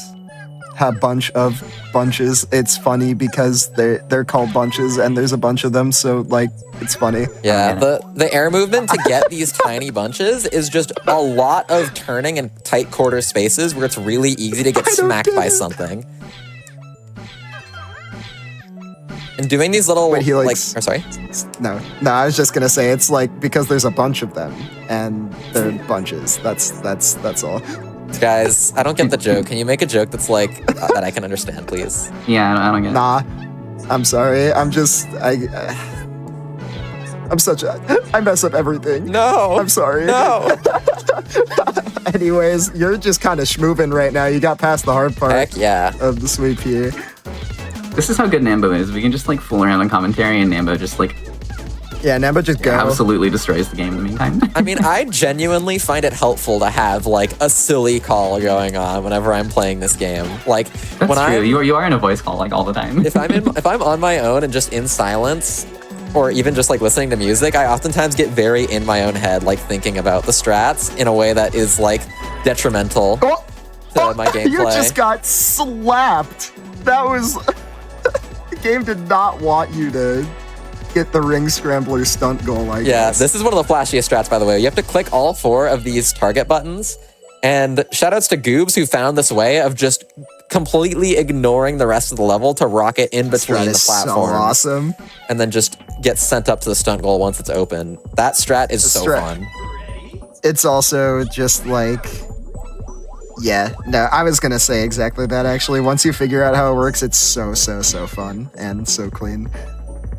But now we have to do it again, but the level's moving slower. That button there, the button that activates a stunt goal, what it does is it makes the level move faster, and it also gets rid of this like safety net platform that's sitting below the level. That makes it so that you can't really die when playing it casually, other than to the timer.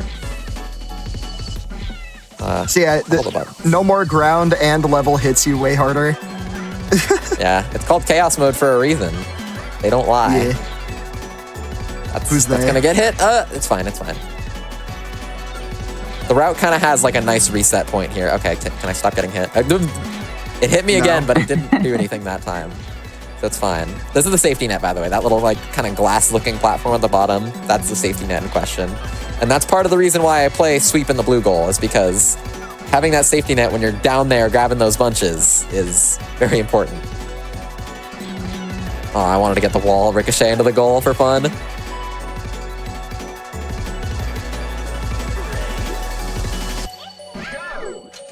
I just want to note, we do highlights of like hotfix and mainline events and all of our programming on our YouTube channel as shorts. So definitely check those out if you haven't. And I am keeping a list of highlights just to like clip later. This list is so long. There's so much cool stuff in this run. It is just straight flashiness for 3 hours. I got owned. Happens, it's okay. That's why I wanted to have this on, because I knew it was going to be just bangers the whole way.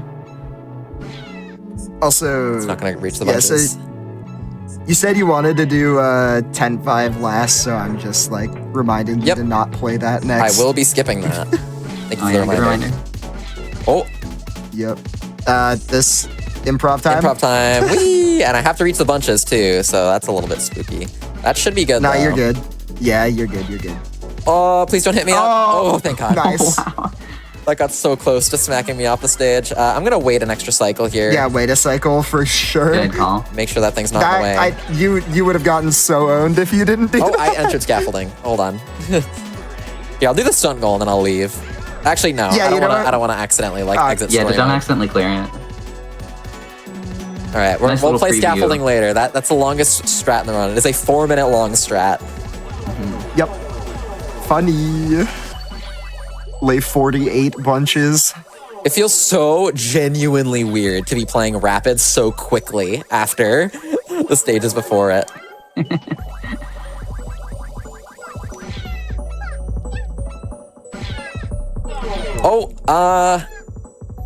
I was gonna say, this doesn't look like the sweep anymore.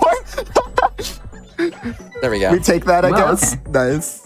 I got confused because of how weird it felt to be playing this stage immediately. It's fine though, that's a stunt goal. So this is another, it's kind of a re-rendition of that current stage from earlier, but now no matter what, the stage is moving at the faster speed. Or the conveyors are moving at the faster speed.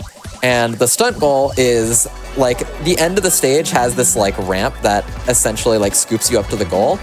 But on the stunt goal side, the conveyor is pointing the wrong way because it's on the side of the stage that you're, not using for the casual completion. So that's what's going on there with that. Also, here's some nonsense. Yeah, funny clip incoming. So, because bounce pads and conveyors are one and the same, hitting the side of a conveyor is functionally the same as hitting a bounce pad. So that's why clipping that gives you so much speed. Yeah. Fun fact, that was one of the first solutions for the stunt goal that was found as well. Clipping that, but then hitting the wall that's right next to it, and it redirects you the other way, and you can get to the stunt goal. That was how I ended up getting it casually. I think Eddie showed it to me. I'm gonna try really funny find. a few attempts of a silly strat for funsies. No. Just a few. Funny IL strat. That looks got it. almost good.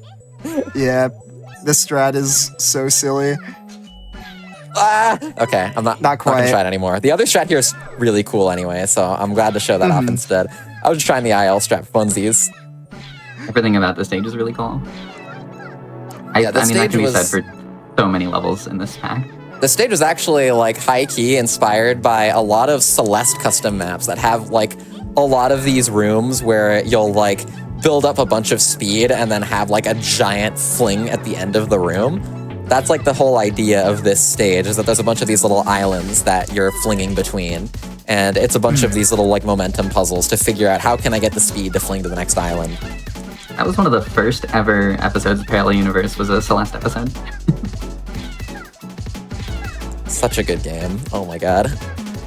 So many good custom level maps for that as well. Reach! That's not reaching. Nice. Hold on. There's a backup. There's a backup, yeah. Scoop that. Not quite. Didn't scoop it. Hold on.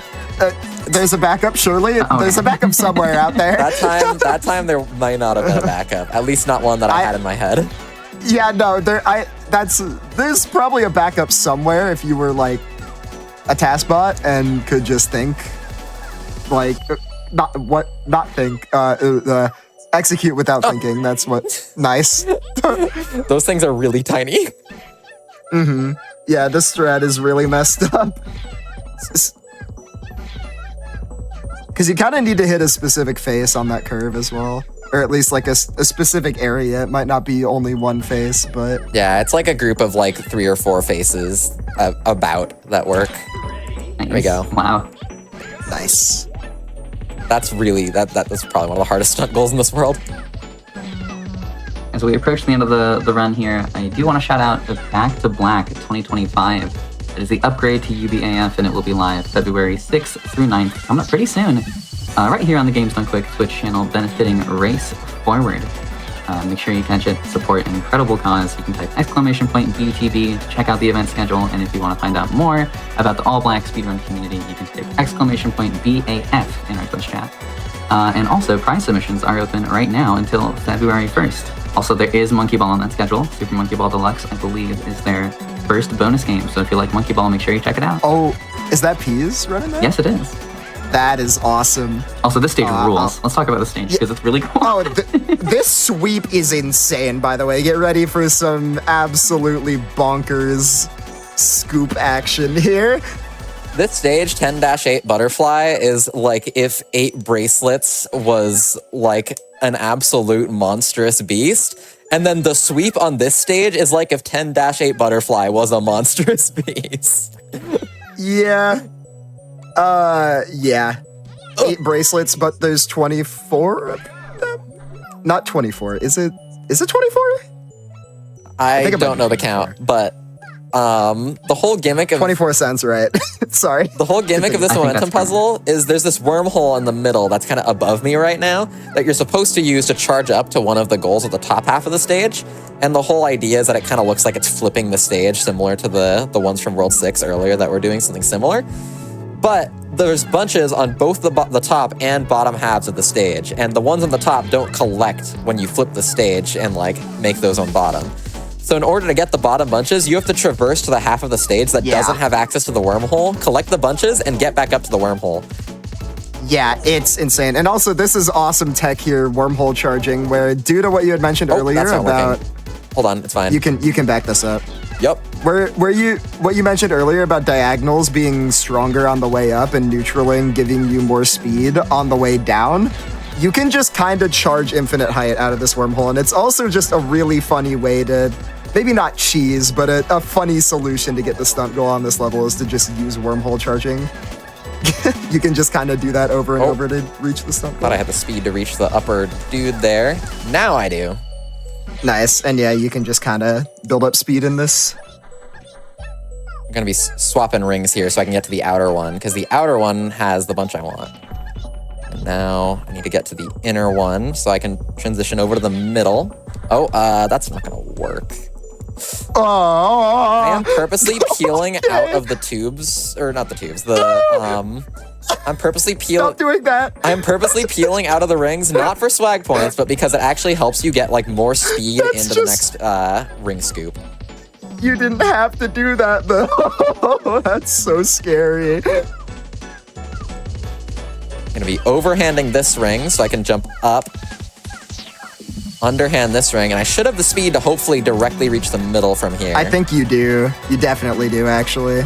There we go. Yeah, and easily. Now, if I manage my speed well, scoop this guy like that, and now I should just need one more wormhole entry to reach the goal. And diagonals on the way up to make sure I get slight moon gravity. And yep, bam. That is one of the hardest sweeps in the run. I don't even know what to say. Yeah. That's RTA. That is one of the most ridiculous things I've ever seen done in an RTA run. It is absolutely ridiculous. This stage, shout out to Supernova, which is a extremely difficult pack of 10 levels that Namo created. And this stage references a lot of those. Yeah, this whole world actually has a lot of visual symbolism for Supernova, and this is kind of where it all culminates in this stage that has little obstacle references to each of the other Supernova stages. Yeah. These bunches are so funny. I'm sorry. They are. You're right. That's all. Supernova was made to be like a Kaizo level pack. Like true Kaizo, some of the hardest stuff you will ever play. How many people have beaten the whole thing? 5? Yeah, I think it's 5. Okay. It's 5, yeah. That's more than I thought. Still.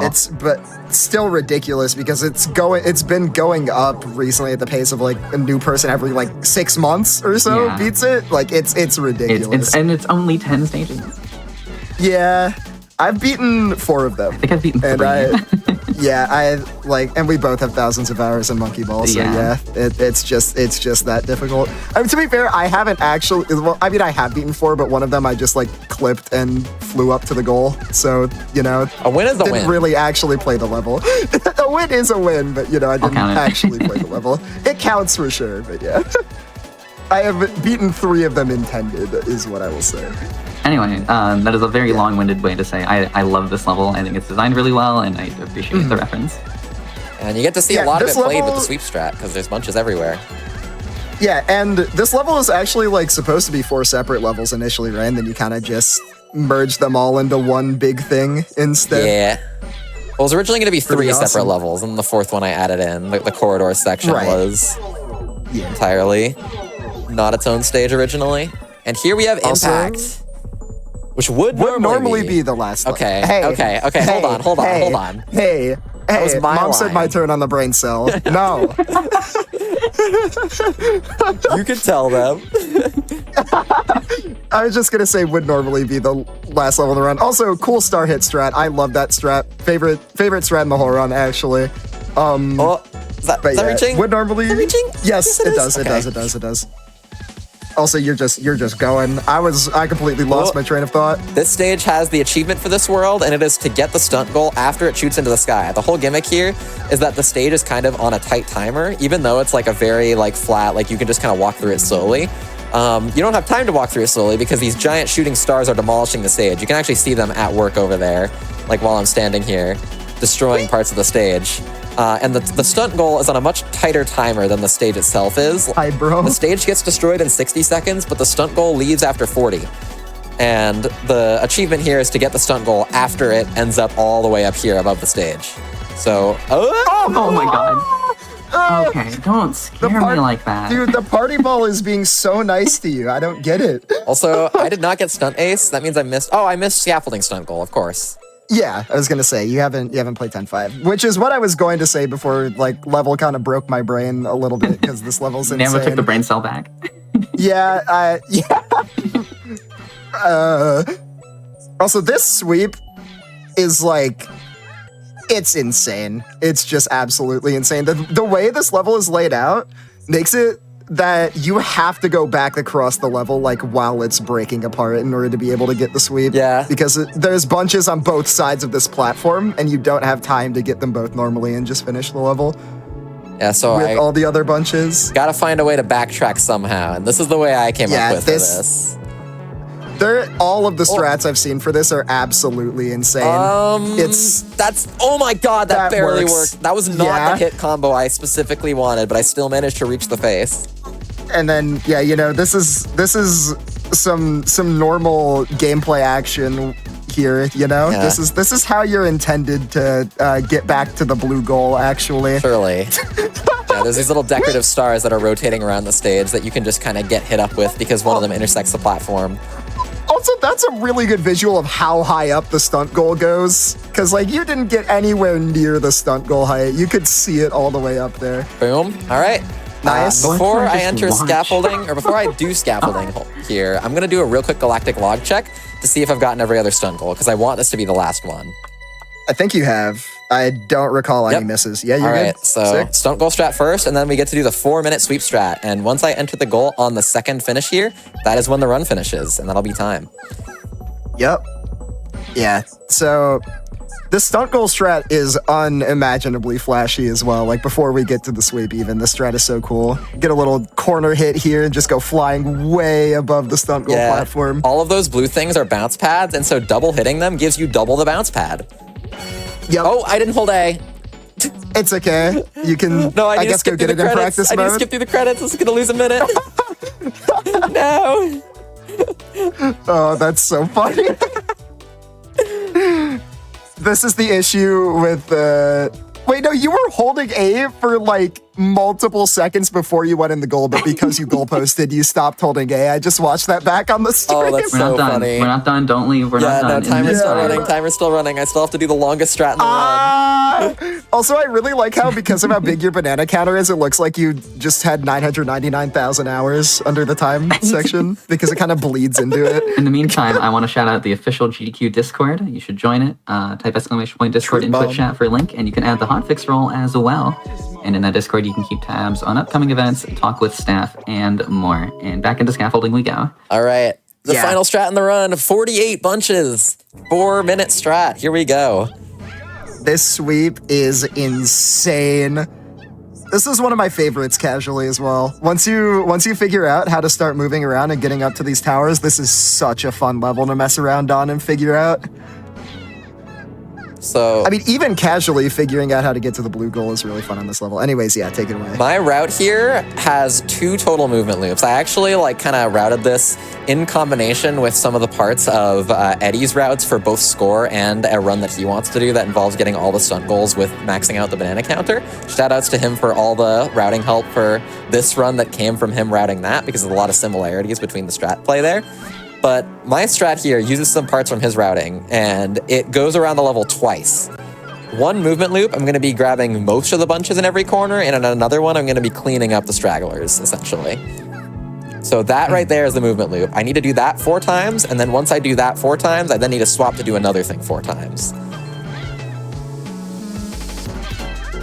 That's basically the explanation I wanted to give. This distance, is that good? Okay, we're good. Yeah, this strat is like frolicking to the max. I haven't actually done this specific strat, but this sweep in general is just so fun. I feel like I could fall asleep to a video of this strat just playing on loop. It's so satisfying to watch and play. It's really awesome. That's not to say it's boring, obviously. That's just to say it's so iPad baby content. Yeah. I think Vane said that earlier in chat about they did. Butterfly. But yeah, dude, also, I hadn't actually seen this before because my strat that I used for the sweep didn't use this, but utilizing the blue goal platform to get up to the bunch towers is really cool. Yeah. I never thought of that. It's a nice big face. It's like one of the not precise things that you can hit. It's nice. Yeah, see, that's not something I would have ever thought would be possible, so that's like such a cool thing. And because it's one of the few things on the stage that's not a bounce pad, it kills your height a little bit, so it makes it so that you're collecting bunches faster because you're bouncing lower.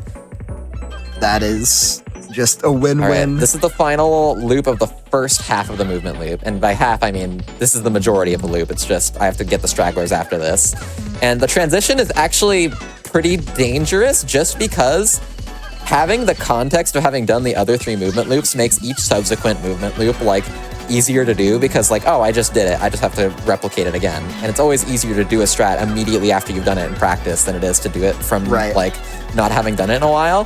So swapping to the alternate movement loop here is generally one of the most dangerous parts of the strat. But it seems this is a good setup.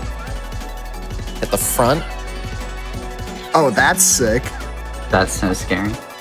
This is one of the most intimidating anything in the game. I'm really low on height here. Hopefully this is fine. Gonna height max here, diagonal. Please reach the thing. Oh my god, I barely reached. You're good. But yeah, I will vouch for this being an incredibly fun objective to go for, though. I've said it multiple times already, but it is really fun. All right, just one more pair of bunches here. I will be dunking the goal. You know? Yes. Oh, okay. I believe in you, Nambo. I've been outvoted. I'm coming GG. up. All right, and time. Nice. That was amazing. That was You were pretty so sweet. correct for putting that last. But this is not the end of our content because we actually have so much time remaining that we are going to do some bonus content. I saw someone mention it in chat. It is time for Interstellar. Real quick right. showcase of all the badges that we just collected, though, because I did show this before the run and I wanted to show it afterwards. These are all the little statues that represent the different worlds, and they get decorated with these special effects whenever you clear all of the stunt goals or sweeps in a given world. So that's kind of the trophy room thing. This statue shows up when you get all 100 stunt goals, and this statue shows up when you get all 100 sweeps. So doing all that got all this stuff, but there's this big circular gap in the middle, and that's what Interstellar is for. And since we have the time to do it, I'm going to be starting Interstellar here, and I'll give a little explanation for that as we go. Quick, before you get started, I just want to say congrats on sub 3 all badges. That was like a 257. That was awesome. Heck yeah. Oh, that's so Pretty sweet. I'm very happy with that. My goal was to get sub 3 on that. Well done. Yeah, we have time for this, so here we go. Yeah. Interstellar is a score attack mode. I'll just kind of stop here and I'll explain it while we're going. 3, 2, 1, go. So this is a completely unique to this pack mode where you're given 10 stages in a row that have 100 giant banana bunches on each stage. And each of the stages are these like massive amalgamations of all the different stuff that showed up in each of the worlds. And you have 300 seconds on each stage to gain as many banana bunches as possible. And once you run out of those 300 seconds, you're sent to the next stage. And so it's one giant score attack of 5 minutes in each stage on average, you know, if you're doing it at a normal pace. Yeah. But because there's a ranking system for this mode, there's different ranks that you can get, and the big circular gap at the middle of monuments is for getting like a badge from that rank. There is one more thing you can get on monuments, and that is getting the highest rank in this score attack mode. Yep. And you can exit the stages early through the goals if you want to like just leave before you've collected all the bunches. And because of that, that means that getting the highest rank in this mode is a speedrunnable thing, even though normally it's a, 300 seconds per stage thing. Yep. So the faster you collect bunches, the earlier you can exit each of the stages. Yeah, and one more thing to mention, each of the goals does award you some bananas. You get 5 bunches worth or 50 points worth of bananas for entering the goal. And also, falling out doesn't just immediately send you to the next level or anything like that, but it does give you a 15-second penalty and send you back to the beginning of the level. But the 15-second penalty doesn't really bother us that much in this run because we're speedrunning. Yeah, because we're already speedrunning. So I kind of actually use that on purpose a lot of the time to what I call fast travel to different locations, where I'm basically like, oh, I want to be at the start of the level again, so I'm just going to retry. And the 15-second penalty doesn't matter because it doesn't hurt my RTA time because I was only planning on spending this much time on the stage anyway. Right, and the highest rank, I don't think you mentioned this, the highest rank is Star Rank, which requires you to get 5,000 points or 500 bunches worth of bananas. And yeah, Nebo is just going to be leaving I-1 early because they're confident enough in their ability to get a ton of bunches in some of the later stages. Yep, so here we have World 2. I love the design of these levels. Playing this casually was awesome. It was like... It's like you gave me like $1 million and put me in a Costco and just said, go wild. Yeah, no, that is genuinely kind of how it felt for me as well. Like, routing out like all of the levels to like try to figure out how to get Star Rank was so fun for me. Like, not only just playing this casually, but also the replay value of like trying to find routes for things and adapting other people's routes that were also being found at the time. It was so fun. It's such a sweet like last objective to go for as well, because I went for this as like the last thing I did for 100% in the game, and it was such like a fitting send-off. Yeah, kind of feels like a culmination of everything the game has to offer. Oh, I know what I can compare it to. Playing a new level in a Tony Hawk game for the first time was what this felt like. That is just so exploring all around and trying to do whatever like cool stuff I can find. I'm so glad that I was able to create that feeling. All right, here we're gonna be doing some fast travel. Gonna collect this bunch and instantly retry because the level is relatively symmetrical. There are some asymmetrical parts, but because it is relatively symmetrical, I can mostly repeat the movement loop on the opposite side here. Bit of a delay there, but that's fine. Slow down here. That's not gonna get the bonus bunch. It's fine. No bonus bunch. The big thing that makes this split so fun is that, like, it's very, very, like, decision-making based, because anytime you make a mistake, it doesn't just, like, send you back to the beginning of anything. It's just, you're thrown somewhere you're not expecting, and can you turn that into a route that still collects bunches, is the question. Yeah, and the other thing that's so cool is, like, based on your relative confidence, you can start leaving levels earlier, because you're like, okay, I believe in my ability to be able to make up this bunch deficit I'm leaving for myself in this level in a different level later. So, like, instead of having to get 50 bunches on each level, you can do what Nema did and take, like, what? I think you took, like, 33 total, including the goal on I1, and we're just like, okay, I can get a lot more than 50 in some of the later levels, including I2. I2 is a pretty high bunch count level. I feel like usually you get about 60 bunches here, sometimes up to 65 or a little bit higher. Yep. And the last two stages in this mode in particular are absolute, like, theme parks with how close together a lot of the bunches are. Oh, so yeah? they are very high bunch density. So it is very rewarding to take that risk if you're able to actually pull it off and get those bunches. The feeling of getting, like, a 700, like, 70 bunches on I9 or I10 to, like, clutch star rank was, like, insane. Because that was what happened to me. I was on a run when I first got started. Also, that's not happening.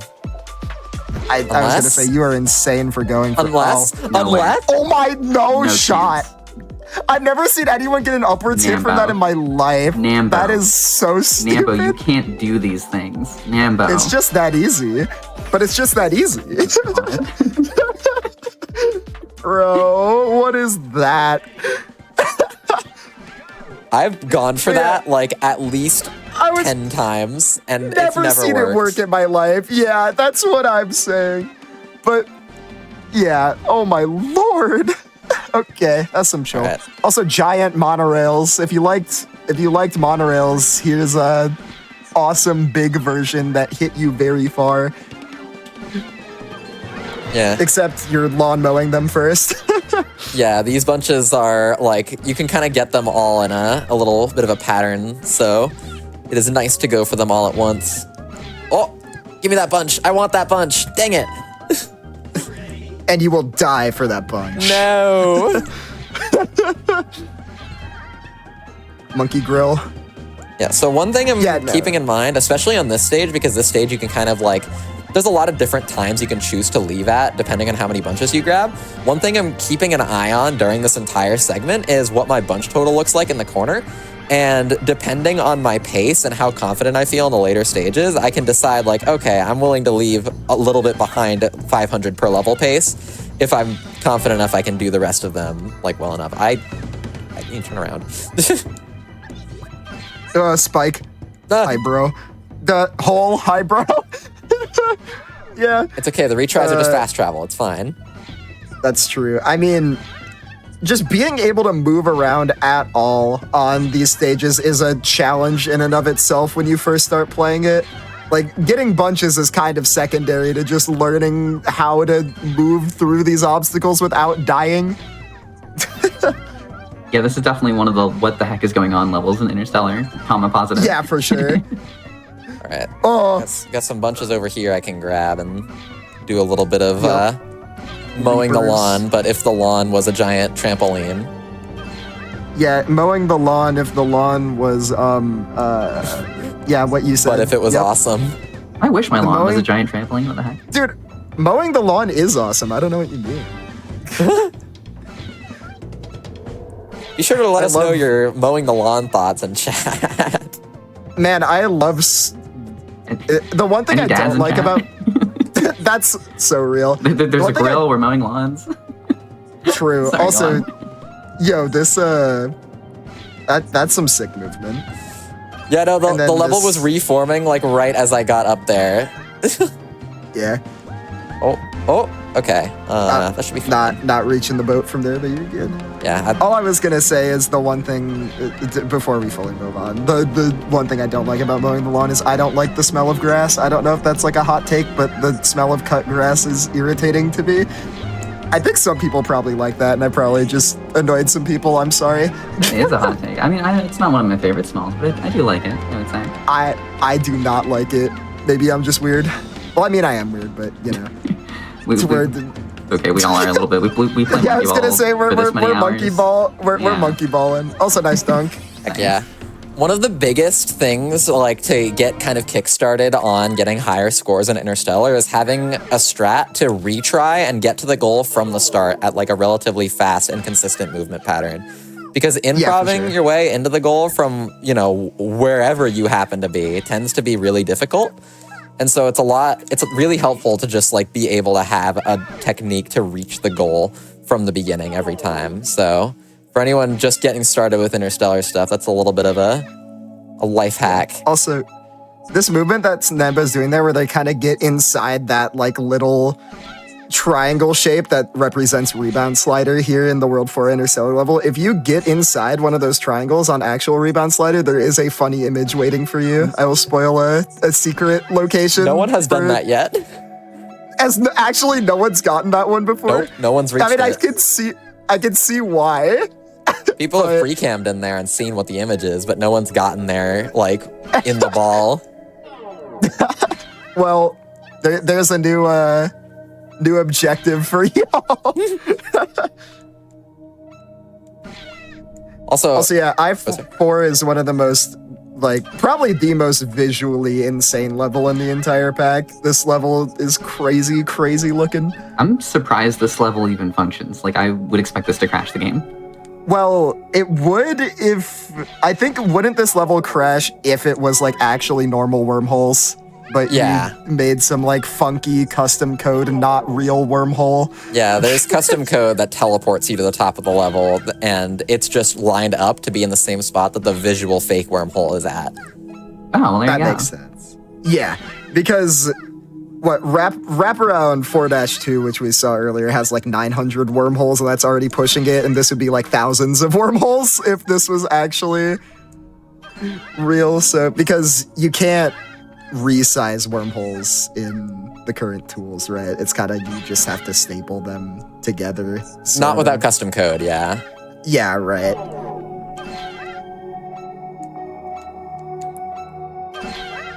There's so much stuff like that in this level pack, just whether it's, you know, using mechanics, like base game mechanics in really cool ways, cool level design, custom code. There's so much unique stuff going on here that I've never seen any other level pack do.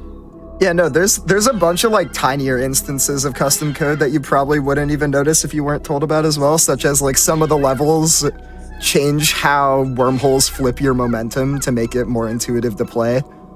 In story mode, there's like, I think is it 2 levels or 3 levels that do that? Because I'm thinking of Pitfall and Butterfly, I think that do that, right? Or does Pitfall not do it? Pitfall does it, Butterfly does it, and Leaning Tower does it. Also, that is a very good example of obscure custom code. Yeah, I was gonna say, that's like that's probably the most obscure one that I can think of off the top of my head, so. There's some very noodly ones that is like very only stage creators would get this kind of thing. I can give one example if you want to hear one. Sure, why not? So this stage in particular actually has, well, not this stage in particular, specifically has this hard code. Nice. I don't know why I held into that goal. There's some World 4 stages where the particles that are like little floating stars are removed because it causes lag on console. And in order to remove the particles but have the music continue playing between stages, there had to be custom code added to make it so that even though you're technically switching world backgrounds to the version without the particles, it doesn't turn off the music and it just keeps the music playing. What a crazy thing to be linked together. Like, because I want no particles on this level, we had to mess with the music files. Like, I get why, because you had to duplicate the world file to, like, make a world without, or like the background to make a background without the particles. That just doesn't seem like it would link together. Oh yeah, also, this is a level where there's actually something distinctly different from the rest of Interstellar. So you would have seen Nambo hitting those letter-shaped bounce pad buttons at the beginning, and those were to spell out two different things that you can see around the background of the level. It spells out bounce and it spells out bunch, and the first one that you finish, when you spell bounce, it actually activates these bounce pads around the outside of the level, which make moving around a lot easier. And the bunch ones activate these cosmic bunches that come down in here. So even though there's only 50 actual bunches in the level, there's still 100 bunches worth of bananas. Because there's 25 bunches that give you 30 bananas and 25 regular bunches that still give you 10. But yeah, the blue bunches give you 30 bananas and are worth 3 bunches. That's so cool. Thank you so much for that explanation, because of the fact that the bunches are more condensed on this stage into like triple bunches, this is one of the most consequential stages of the run, and your explanation there let me like lock in and actually just nail the first half of that strat. That was sick. I had never tried to explain that before, and I was thinking like 2 sentences ahead in my head while I was trying to say that so I didn't fumble. You nailed it. That was galaxy brain. I was so nervous. Awesome.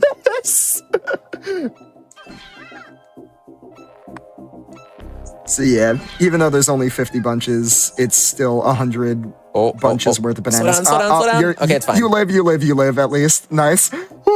Yeah, this is one of the few stages where I specifically don't want to die to fast travel, because it's so efficient that you want to be spending basically all 300 seconds on this stage. And I'm going to fast travel there after immediately saying that. That's funny. I mean, it's not the end of the world, though. It's 15 seconds. It'll be fine. Yeah. It's 15 seconds faster to die, if you think about it. That's not going to collect. That's fine. I can still get the lower one. Bada boom. Yeah, it's lucky that you missed that one earlier then, because now you can just back it up there and actually get some profit out of that. Gonna land into this. Can I hit the drill bunch? Yes, I can. The drill bit? Oh, that was so sick. That's something where I always go for it if I'm given the opportunity, and I fail it like probably about half the time. Yeah, no, that is, those bunches on the drill bits are kind of troll. Actually, that brings me to another little fun fact about this. The drill bits used to, like, they're just kind of rotating in place now. They used to move across the level. Yeah. And then it was determined that that was a little too evil. The pack was never released with that as, like, a thing, but that was a beta version of the stage, was moving drill bits, and... It was really funny, too, because I never heard about this until recently, and I think you just sent me a video of the level, and I immediately knew what was wrong. I was like, oh, that is, that's not normal. That is cruel and unusual. Problems. Yeah, problems plural, I suppose. Super Monkey Ball Stardust problem. Those who know. If you know. So this has been a really good I-5. Yeah, this is a swag-tastic I-5. This is a good setup for the goal. I'm just gonna hop on in. Yeah. Get that blue bunch. Avoid the bounce pad. It's just that easy. That was such a good I-5, actually. I think that was over 700. Might have been close to 800. Yeah, I-5 is really like, well done. That's your big catch-up stage. You kind of purposely skip bananas on I-1 and I-3 by exiting really early, and you make up the difference on I-5 most of the time. And you can see just by the bunch total in the corner, I'm halfway through the mode, and I have just about halfway to the bunch total I need in order to reach that 5,000 for star rank. So, if that was the big ketchup stage, where's the big mustard stage, though? That's I-8, because it's yellow. Wait, I-8? Like, eating mustard? Yeah, because you ate the mustard. Because you eat the mustard. Yeah. How about hot eat the mustard? I don't get it. I don't get it either. I made the joke. I don't get it, you know? See, this is how I felt earlier. I'm missing a couple bunches. That's fine, though. You're waffling the weave. This is peak frolicking, actually, right here. This movement loop is just absolute frolic. It's so much fun to just frolic all over Interstellar. That is true. Levels are so massive, and there's just always something you can hit to go flying. Because World 6 has a bunch of those stages that were like 2 copies of the stage and the wormhole flips like which version of the stage you're on, this stage has exactly the same mechanic, but it flips a whole bunch of things about the stage, such as the bunch locations, where these bounce pads near the big flippy wormhole are at. It flips the directions these conveyors are moving. It's all sorts of stuff is affected by being on different sides of the stage, red versus blue. Shout out this mainframe double bunch loop. This is like a really, really fun strat to learn. This is one of the few things that I actually did learn when I was going for star rank. This is one of the few things that existed back then. Strat Right. is so awesome and it's so There's efficient. no bunches here. I need to wait another cycle. There we go. There we go. And there's just this big wormhole that keeps flipping my height and swapping sides. Yeah, and this gets you 16 bunches. It's like super, super efficient. Is that the last one? No, that's not the last one. There's one more red one. No, I think there's one more. Yeah. Yep. Oh, don't hit the thing. The thing, TM. That cube has trolled me in the past. That's the only reason I remember to get out of the way. Aren't there also bunches inside that cube, technically, if you got high enough to get up? Yes, that is correct. Yeah. Oh, yeah, I do know that because there's a funny achievement that's also not represented on monuments where you need to get all 100 bananas, all 100 bunches on an interstellar level in practice mode, so with no time limit, but also go in the goal. And it's... That achievement's evil. Yeah, because in practice mode with like that achievement, if you die, then it does actually reset the stage. Yep. So you need to get all of the bunches without dying. I'm also gonna just leave the stage now. While going for it on this level, I got all the bunches twice and died twice before I got it. I had to get all 100 bunches on this 3 times, and each attempt was like 35 minutes before I died. Very good. Anyways. Yeah, that goal is much easier to get from a retry than it is to get from like improv throughout the stage. Oh yeah, that's also true. That goal is also, if you had the pressure of having all 100 bunches, even doing that strat to get the goal would probably feel really, really hard. Yeah.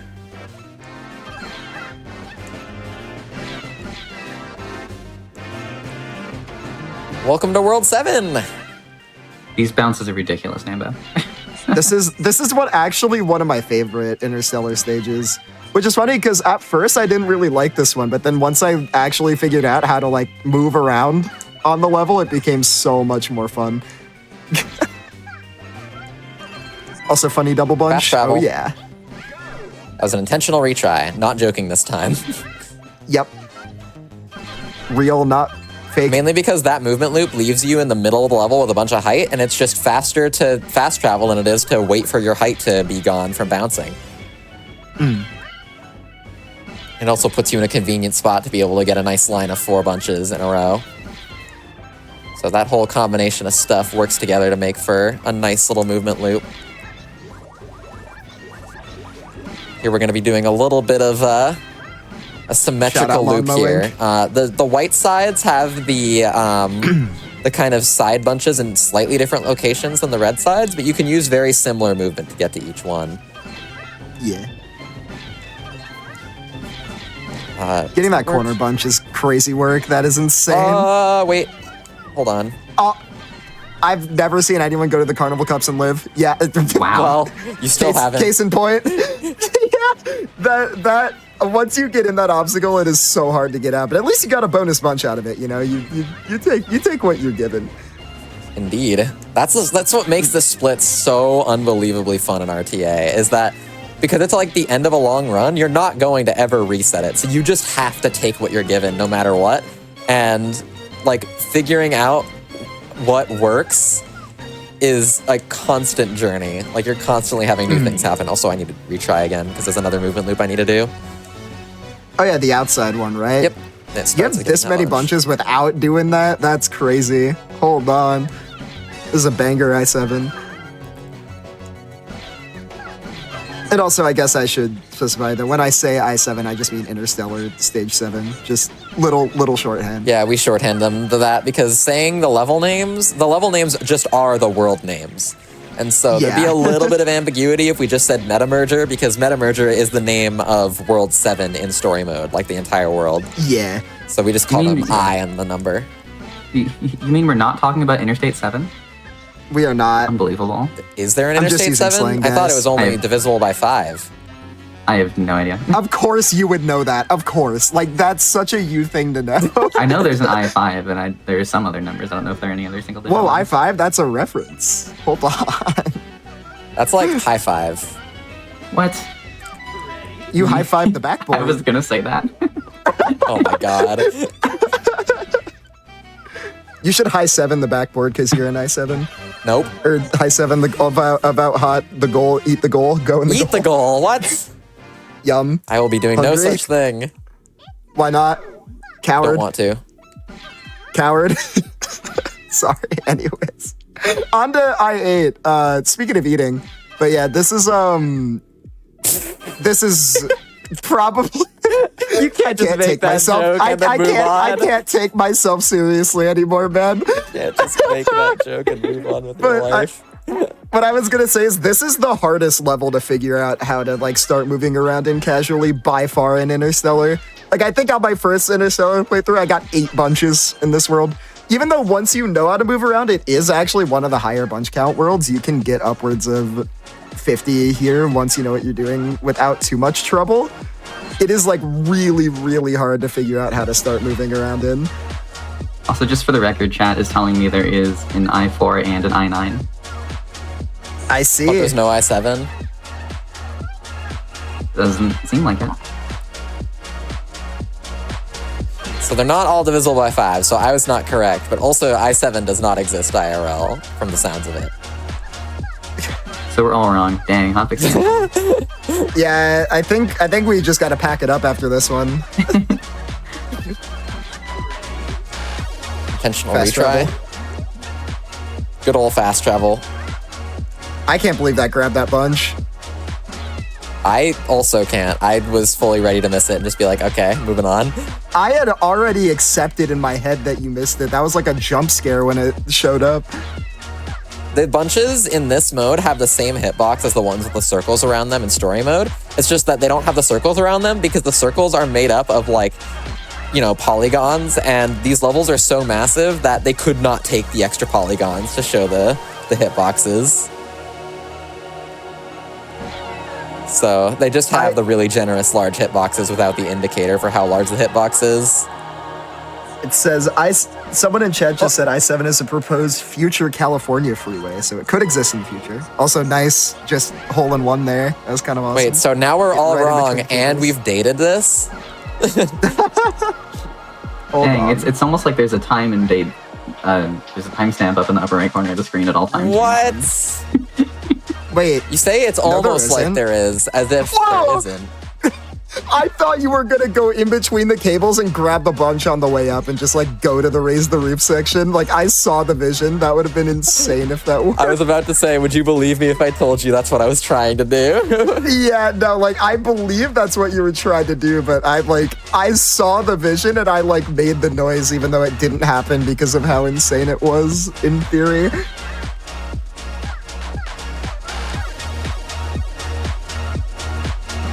There's a goal over here. I'm being a little bit risky by taking the I8 goal instead of grabbing extra bunches right here, because this does mean that I need to play a 600 or better average in the last 2 stages, which That's winnable. is not easy, but it can happen. It's very winnable. I believe. When your name is Nambo, you can do it.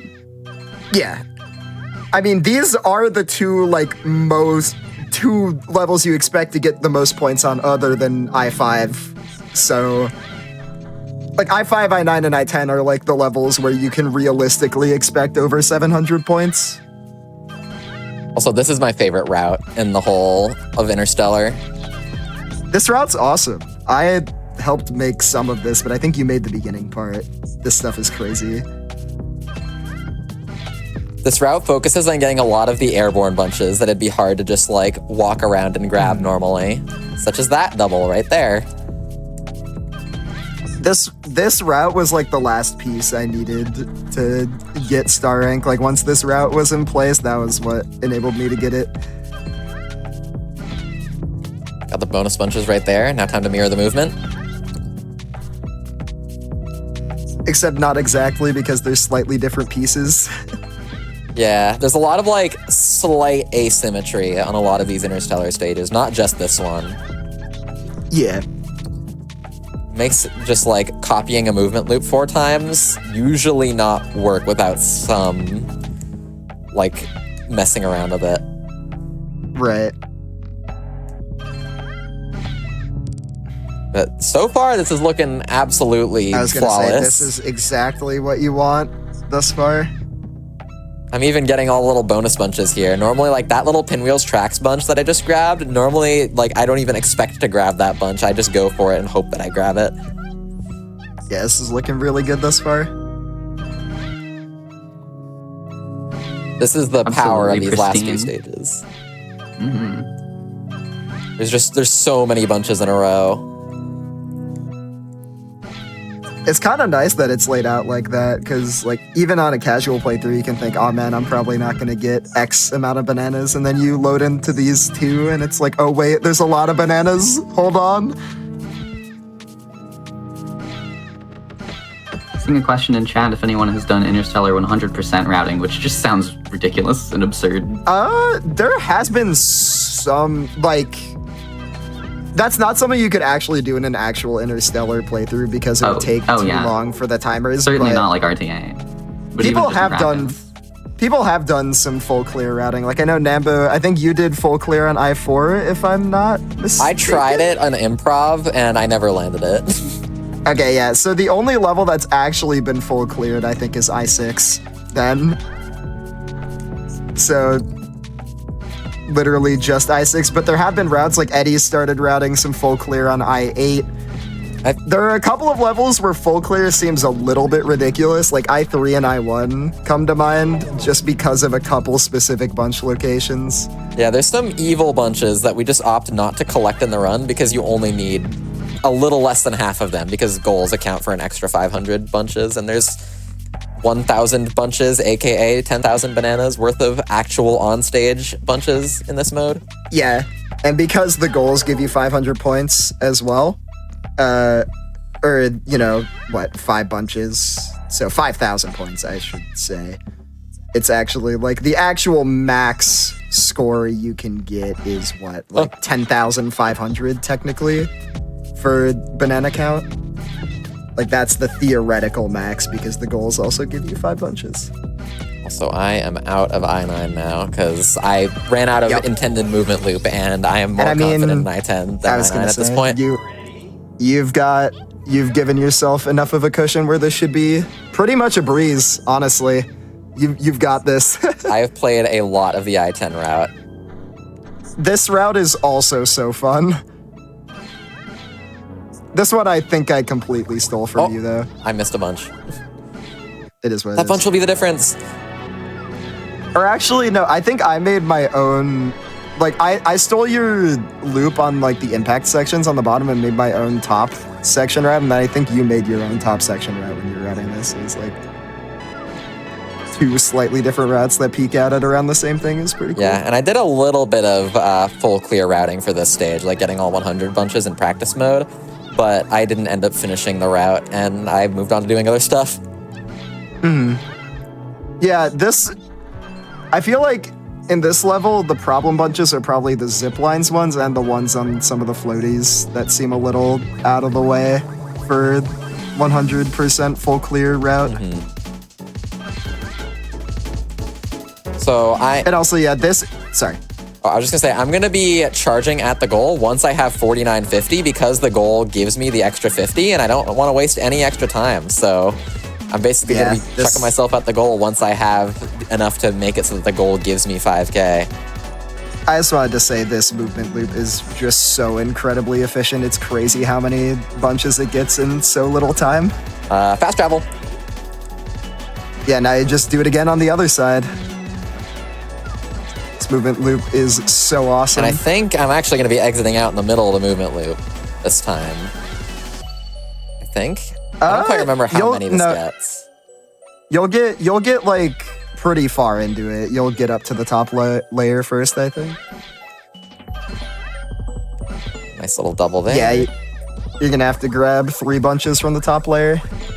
Or, I mean, sorry, 4. 2, 3. Grab this guy and then land on this guy and retry. There you go. Time to go for the goal. All right, goal time.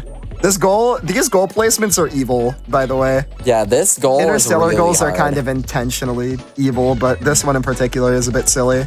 And time if I enter, time if I enter, time! Time. Boom. GG. GG. Well done. Let's go, dude. That was so sweet. I'm so glad you got to show this off. And I think that was sub 34-minute Interstellar. That's good. That's really good, yeah. Like a standard playthrough of the mode would take about 50 minutes because you have 5 minutes worth of time on each stage and there's 10 stages. But the amount of time you can cut off by just like taking early exits and playing the efficient stages well is quite a lot. I'm seeing that was a 33:52. Very, very nice. So, sub 3 hour, all badges into a 33:52 Interstellar. That was fantastic. Yeah, somewhere around a 3:30 exactly overall run. That is really, really nice, especially for a marathon setting. Couldn't be happier. Thank you so much for agreeing to be on and run this absolute behemoth of a category. This little end screen showing how many bananas you got on each stage and what rank you got. It says new best because I opened a new file to show off like what the trophy room looks like. And speaking of the trophy room, I will give it one more quick open to show it with all the stuff in place because I saw someone mention that in chat. But once I have that up, then yeah, that's about everything I wanted to show off, I guess. I will take a quick moment to plug the Super Monkey Ball level workshop, which is where a lot of the details on like making custom levels yourself can be found. And there's tons of people that are super helpful with like getting people into the custom level, both creation and playing process. So if you're able to find the just like Super Monkey Ball level workshop Discord through just kind of finding it around online, I think a lot of the guides have it. Oh, and it's in chat right now. Perfect. I got you. I posted it in chat. Heck yeah. That Discord is like the main place for all things custom Monkey Ball, so. And here is Monuments with everything. We have the badge that we got from Star Rank sitting in the middle. It'll show a different badge depending on what rank you got, but this is the highest level badge you can get, so. This is what Monuments looks like with everything in place.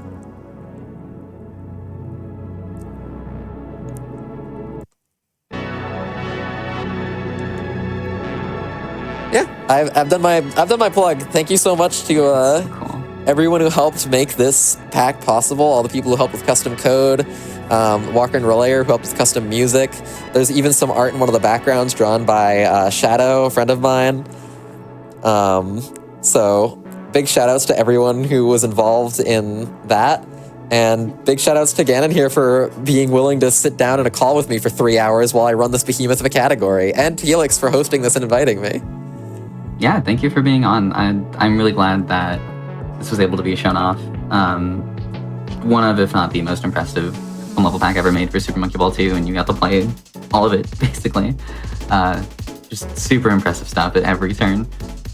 But yeah, if you missed any of this, or if you missed Do All the Things right before, you can find the VODs on youtube.com/gamesdonequick. Of course, the AGDQ VODs are there too. But speaking of AGDQ, we still have content for you. Don't go away, because after a break, we will continue our replay of AGDQ 2025. So if you missed any of that event, you know, presumably you had to sleep, then you can keep watching it in just a little bit. And of course, tune in tomorrow at 1 p.m. Eastern Time for Make Your Own Victory. Thank you so much again, Nambo, for being on. Please follow Nambo. Absolutely phenomenal monkey ball player, as was just proven. We will see you all again here for Parallel Universe in 2 weeks' time. Remember, every other Friday, 10 p.m. Eastern. I believe Limey will be hosting the next one. But yeah, make sure you tune in. Have a great night, everyone. Enjoy the AGDQ replay, and I will see you all later.